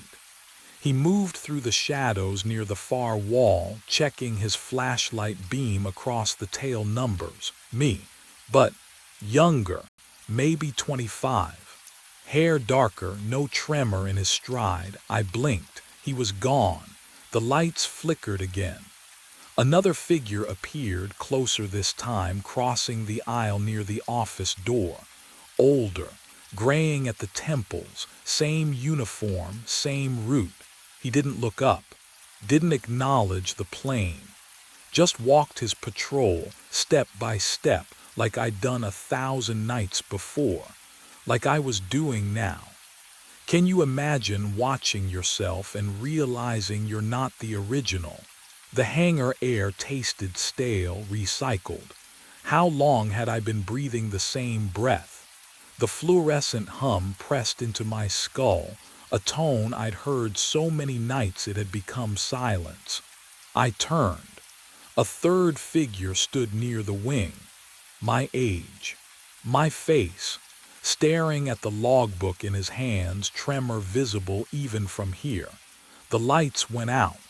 When they stuttered back on, the hangar was empty. Just me. Just N7734. And the logbook lying open on the wing, pages fluttering though there was no breeze. I stepped closer and saw the next entry had appeared. My handwriting, today's date, but I was still holding the crowbar. The cockpit smells like aviation fuel and something older. Leather seat beneath me, cold glass under my palms. I blink, and the world slides into focus. Instruments glowing green, yoke vibrating in my grip. We're moving. The engine roars, not starting, already running. The propeller blurs outside, chewing through stale hangar air. Concrete rolls beneath the wheels, faster now, gaining momentum. I lunge for the door handle. Jammed. I slam my shoulder against it. Nothing, the metal doesn't even rattle. No. My breath fogs the windshield. I wipe it clear and freeze. He's standing on the hangar floor, me. Same uniform, same posture, arms at his sides. Watching, not moving, not shouting. Just watching as the plane taxis past him. His face is mine, but emptier. A photograph left too long in the sun. Can you imagine seeing yourself like that? Standing outside your own body, observing your panic with perfect stillness. The radio crackles to life. Cessna November 7734, you are cleared for takeoff. The voice is calm, professional. Wrong, I grab the mic. I didn't request clearance. I'm not. Cessna November 7734, maintain heading, cleared for departure. The plane accelerates. My hands aren't on the throttle. The yoke pulls forward on its own. Ahead, the sealed hangar door looms. Corrugated metal. No gap, no opening, but as we rush toward it, the door isn't there anymore, just sky. Endless, black, and the radio voice. I finally recognize it now. The cadence. The tremor buried under the calm. It's mine. But whose voice am I hearing it with? I grip the yoke. My hands lock around cold metal. The vibration travels up my forearms. Steady, rhythmic, alive. The engine roar swallows all thought. The Cessna accelerates toward where the hangar door should be, toward nothing but black sky and stars that shouldn't exist indoors. The navigation panel flashes. Coordinates appear in green phosphorescent light. Numbers I recognize instantly. 08-17-1983, my birth date, but inverted, backwards. The month and day switched, the year counting down instead of forward. The radio crackles. That voice again, my voice, speaks clearance protocols I've never learned. Every syllable matches the rhythm of my own breathing. I feel my lips move in time with the transmission, though I make no sound. Oh God, I am speaking, I am listening, both at once. The man on the tarmac, the one watching me with empty eyes, he isn't a doppelganger, he's the next loop. Or the last one, or all of them compressed into a single witness who never leaves. The coordinates invert again. Flash faster, my birth, my death. The crash date from 2017. Thomas Vega's resignation. Tonight, tomorrow. All the same moment folded into itself. The loop doesn't repeat. It tightens. The sky swallows the nose of the plane. Cold rushes through invisible seams in the cockpit. Air that tastes like jet fuel and concrete dust and something older. The hangar stretches behind me, already fading, already resetting. The propeller spins into stars that aren't stars. I see the empty floor below, but I'm also standing on it, staring up, waiting for my next shift to begin. I'll find the Cessna again. I'll report it. I'll climb inside. I have always been here. The darkness folds around the wings. The hangar is empty now. The logbook lies open on the metal desk. Tomorrow's date, my handwriting. Departure 6:47. Destination nowhere. Final approach, always. Pen 12 was supposed to be empty. I checked the manifest twice before starting rounds. The clipboard felt heavier than usual in my cold hands. Or maybe that was just the way the night pressed down on everything out here. 10:47. My boots echoed against concrete as I approached the pen, flashlight cutting through the dark, but something stood in the center. A cow, brown and white patches, completely still, just staring at me. I stopped. The air tasted wrong. Colder here than the other pens, and that didn't make sense. The facility's heating was uniform. I'd worked here 3 years. I knew every sound, every smell, every degree of temperature by heart. The cow didn't move, didn't shift weight or flick its tail. Its eyes caught my flashlight beam and reflected nothing. I glanced down at the manifest again. Pen 12, empty. Scheduled cleaning tomorrow morning. No livestock assigned. So what the hell was I looking at? My breath came out in small clouds as I climbed over the gate. The metal was ice under my palm. Can you imagine that silence? Not even the usual shuffle of hooves from neighboring pens. Just my heartbeat and boots scraping concrete. I got close enough to see the ear tag. The number stopped me cold. LEO 4379, my employee ID number. The cow blinked. Once. Slow and deliberate. That's when the smell hit me. Metallic, thick, like copper pennies left in a closed fist too long, like the taste of blood before it reaches your tongue. I'd smelled it before, somewhere, but my mind wouldn't place it. The cow's mouth didn't move, but somewhere behind its eyes, I saw recognition. And that's when I realized it was looking at me the way you'd look at a replacement. I thumbed the radio. Frank, I need you to check something. Static crackled. Then his voice, bored and tinny. What's up, Leo? Pen 12.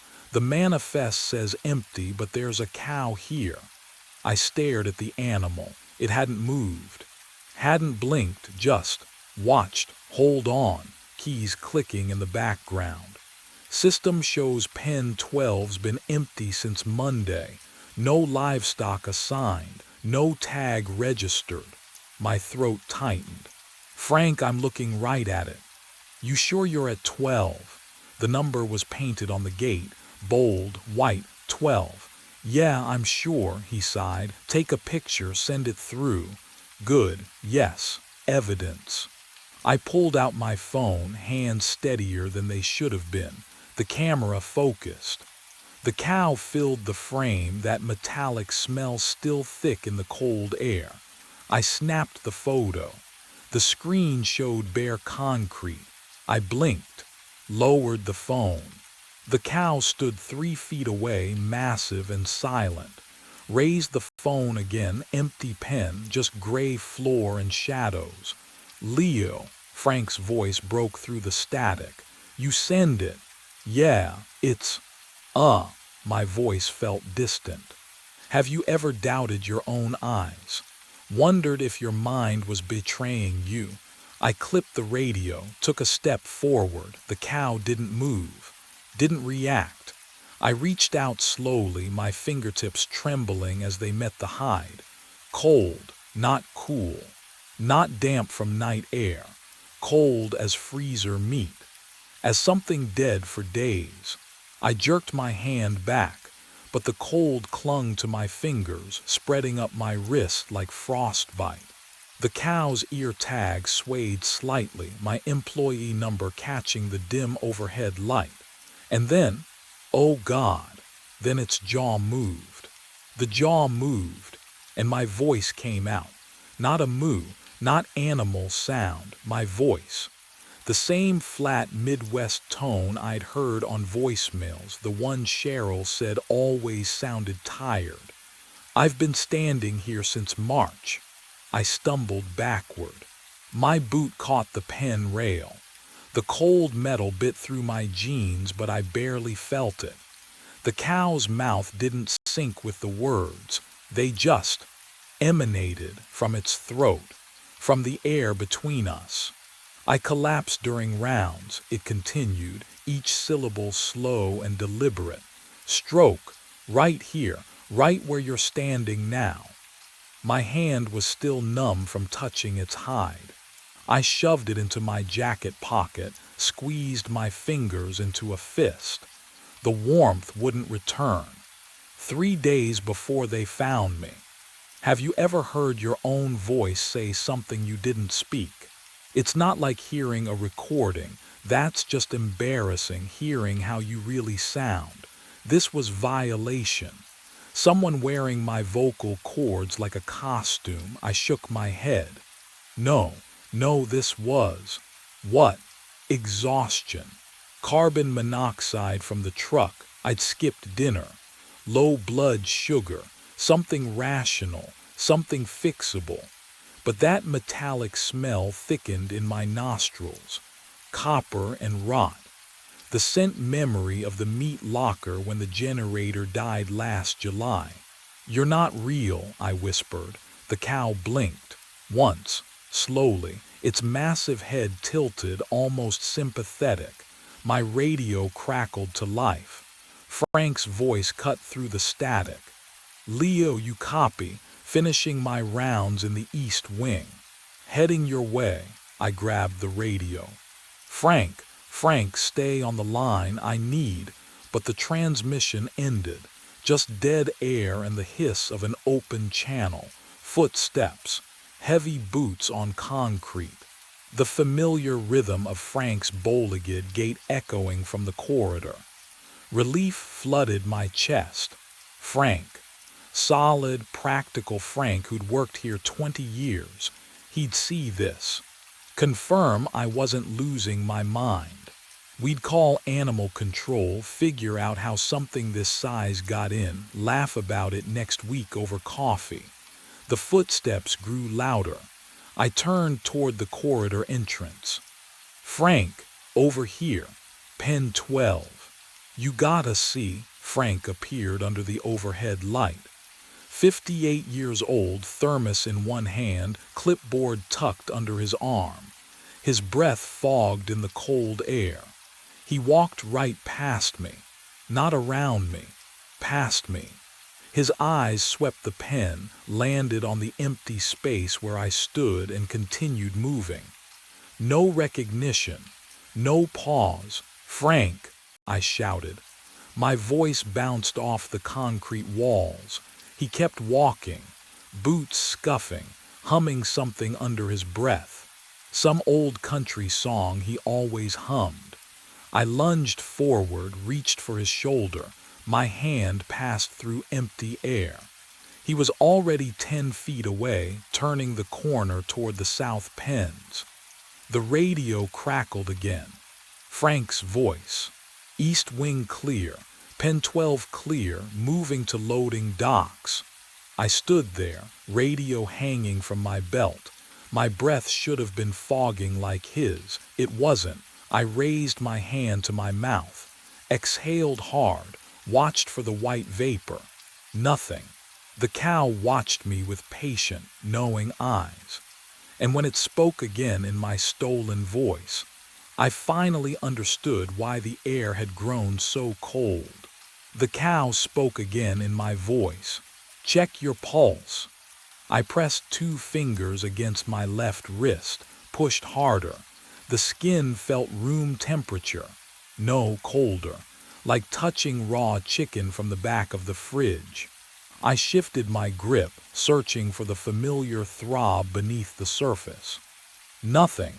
I tried my neck, pressed until my fingertips ached or should have ached. The pressure registered as information, not sensation, like watching someone else get touched through a screen.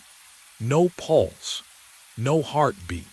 I stood there in pen 12, fingers jammed against my carotid artery, and felt absolutely nothing moving inside me. Have you ever tried to find your own heartbeat and failed? The panic that floods through you, except I felt no flood, no adrenaline spike, just silence. the absence where my body's rhythm should have been. I exhaled hard, watching for fog. The cold air stayed clear. My chest rose and fell, habit, muscle, memory, but nothing came out. I was breathing the way you move your legs in a dream, the motion without the function. Cheryl kissed me goodbye at 8:45. I remembered the warmth of her lips, the coffee smell on her breath. She'd adjusted my collar, her fingertips brushing my neck. Had she noticed then? Had my skin already felt wrong to her touch? I looked down at my left hand.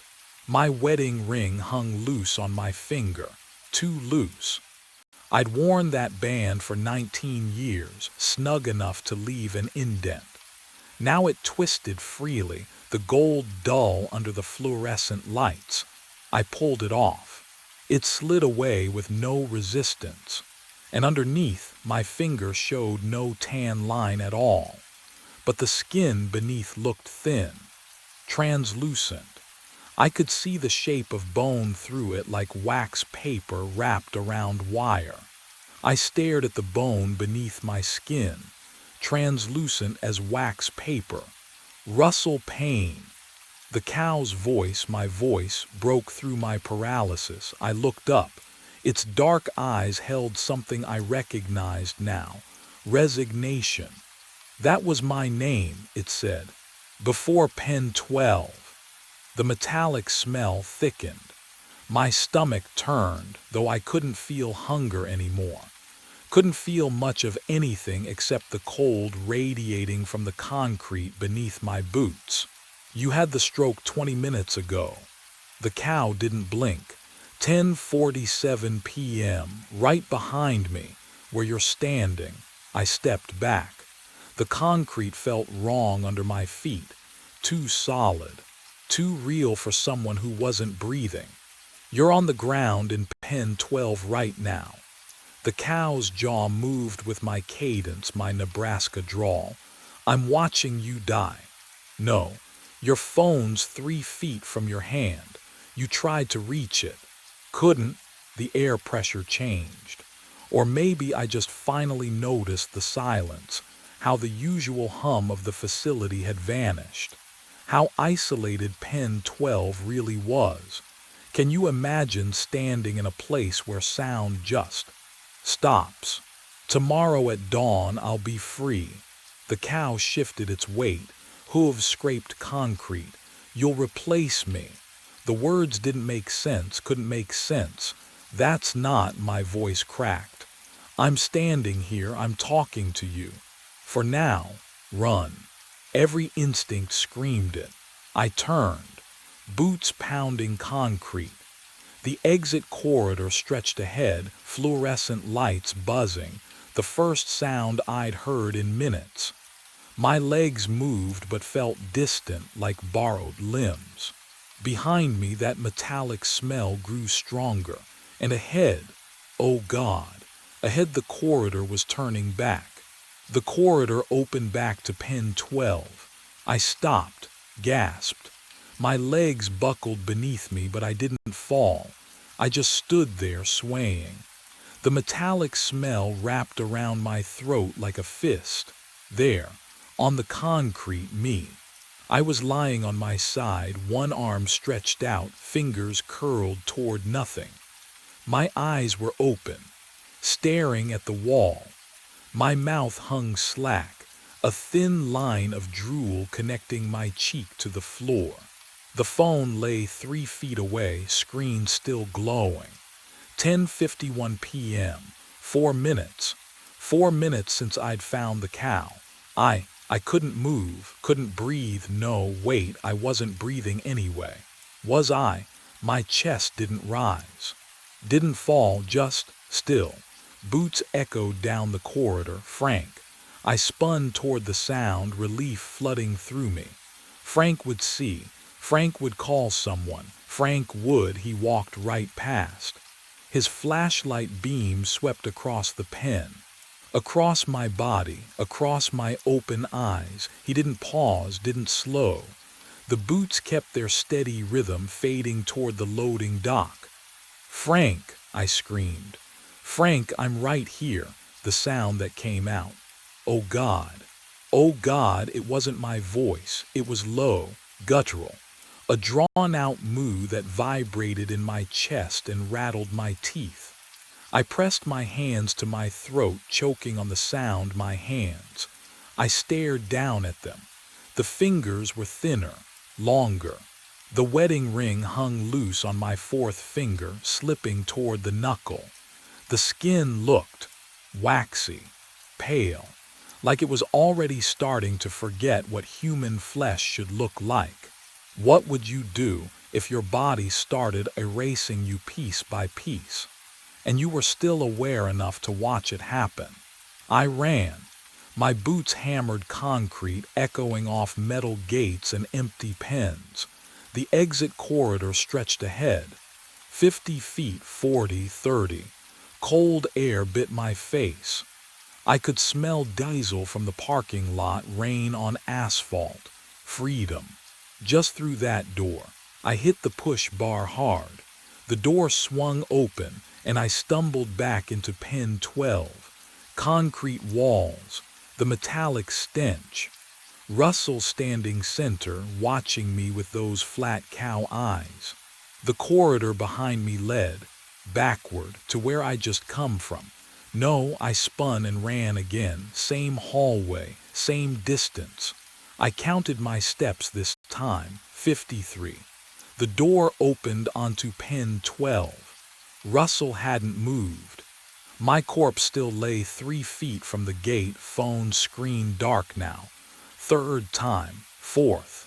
The hallway never changed. My legs ached. Or did they? Could I even feel pain anymore? What would you do? Keep running. Keep hoping the next door would be different. I grabbed a metal bucket from Pen 14, hurled it at the office window. Glass exploded outward in a glittering spray. Sharp edges jutted from the frame like teeth. I punched through them, felt pressure, but no pain, no warmth spreading down my wrist. I pulled my hand back and stared at the pale skin. Clean, uncut, nothing. 7 months I tried. Russell's voice, my voice, drifted from Pen 12. He stood at the gate now, massive head lowered. Every window, every door, every wall. He exhaled, breath steaming in the cold. You can't leave until replacement comes. The word hung there, replacement. And somewhere beyond these walls, someone was filling out an application. Someone who didn't know Pen 12 was waiting. Replacement. That word cracked something open in my skull. March, cold morning. The memory surfaced like a body rising from deep water. I'd been the one to find him. Russell Payne, I remembered now. Day shift supervisor called me at 6 in the morning, 3 hours past end of watch. Russell never clocked out. Didn't answer his phone. I drove back in dawn light, keys jangling against my hip. Pen 12 gate was locked from the outside. I'd opened it myself. The padlock was cold. So cold my fingers stuck to the metal. The smell hit me before I saw him. Metallic, sharp, like sucking on a penny while standing in a freezer. Russell lay center pen, face down. One arm stretched toward his phone 3 feet away. The concrete around him was darker, not blood, just wrong. His night shift jacket was twisted halfway up his back like he'd been crawling. Can you imagine finding that, your coworker? 3 days rotting in an empty pen nobody checks except during auctions. I'd called 911, waited by the gate, didn't go closer, couldn't. The smell wrapped around my throat like hands. They said stroke, instantaneous. Poor bastard probably didn't suffer, but I knew. Oh God, I knew now. Russell had been standing there the whole time, watching me discover his corpse, watching the EMTS bag him, watching Frank update the schedule with position vacant. That metallic smell clung to my uniform for days. I pressed my wrist against my nose now, breathed deep. There it was, copper, decay. The scent of meat left too long in a locked pen. I smelled like death, because I was death, and 5 a.m. was only hours away. The clock above the office door read 4:53 a.m. Russell stood in the center of pen 12, but something about him looked thinner, like fog burning off in morning sun. His edges wavered. When he shifted his weight, I could see through his shoulder to the concrete wall behind. My hands trembled. No, not trembled, something else. The fingers felt swollen, the knuckles stiff and wrong. I flexed them and heard a sound like wet leather stretching. "It's starting," Russell said. His voice came from far away now, an echo down a long tunnel. I looked down at my body. My uniform shirt stretched tight across my chest. Too tight. The fabric strained at seams that had fit perfectly 8 hours ago. My spine ached with a deep, grinding pressure, as though something was compressing each vertebra, forcing them to bend in directions they were never meant to go. Can you imagine feeling your own skeleton betray you? I dropped to my knees in the dirt outside pen 12. The impact should have hurt. It didn't. My kneecaps met the ground with a dull, distant thud. I pressed my palms flat against the cold earth and tried to breathe, tried to remember what breathing felt like. "Write it," I gasped, to myself, to anyone. Write a warning, my boot. I could drag it through the dirt. Leave a message for whoever came next. I scraped my heel in long, deliberate lines. DANG, each letter took forever. My leg felt heavier with every stroke, the ankle joint grinding like rusted hinges. ER. The dirt was loose and dark, the letters clear against the pale concrete edge. There, 7 letters, 1 word. I stared at them for 3 seconds. The dirt shifted, smoothed itself, like invisible hands brushing it flat. The letters faded, no, not faded, erased, pulled back into the earth as though they'd never existed. "I tried that too," Russell said. His voice was barely a whisper now. 17 different ways. It won't let you warn them. My spine bent further. I felt my ribcage expanding, the bones spreading outward. My shirt tore along the back seam with a soft, ripping sound that seemed obscenely loud in the pre-dawn silence. Think about the last time your body felt like your own. Hold that memory. Because mine was slipping away and I couldn't, the side door clanged open. Boots on concrete. Heavy, familiar rhythm. Frank's walk. I'd heard it 1,000 times during shift changes. "Leo," his voice carried across the empty pens. "You still here, buddy?" I tried to stand. My legs wouldn't straighten. The knees bent backward now, just slightly, just enough to make standing upright impossible. I crawled toward the sound of his footsteps, my hands scraping against the concrete. "Frank," I tried to shout. My throat produced a low, guttural sound. Not words. Not human. His boots passed 10 feet away. I could see him through the gaps in the pen rails, coffee thermos in one hand, clipboard in the other. His eyes swept across pen 12. Across my body, the one still lying on the floor where I'd collapsed 7 hours ago. He didn't stop walking. "Leo," he called again, louder now, annoyed. "Your truck's still out front."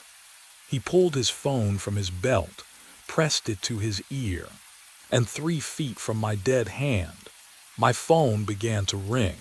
The concrete is cold beneath my hooves. I stand center of pen 12, exactly where Russell stood, where I found him 7 months ago. My body, this body, smells like copper and rot. The air tastes metallic. I can feel the yellow tag clipped to my ear, swinging slightly when I move my head. 10:47 p.m. Boots echo down the corridor. New rhythm, younger gait. I know this sound. The way I used to walk these pens before everything ended. Derek rounds the corner. He's 29, fresh hire. Frank mentioned him during orientation. I remember now, fragments of conversations before my stroke. He carries the same flashlight I used, wears the same navy jacket. He stops, stares. What the hell? I try to speak, try to force words through this throat. Run, leave, don't stay until dawn. What comes out is a low, wet moo. Derek steps closer. His flashlight beam catches my ear tag. I watch his face change confusion to disbelief. He pulls out his phone, snaps a photo, checks the screen. Does he see me, or empty concrete? Pen 12 supposed to be. He scrolls through something, the manifest. Supposed to be empty. He backs away, exactly like I did. Same 3 steps, same angle. I am Russell now. The realization settles like ice water in my chest. I stood here watching Russell, and Russell stood here watching whoever came before him. The cycle doesn't break, it loops. Pen 12 always has a cow. Pen 12 is never empty. Derek's boots retreat down the corridor. I wait.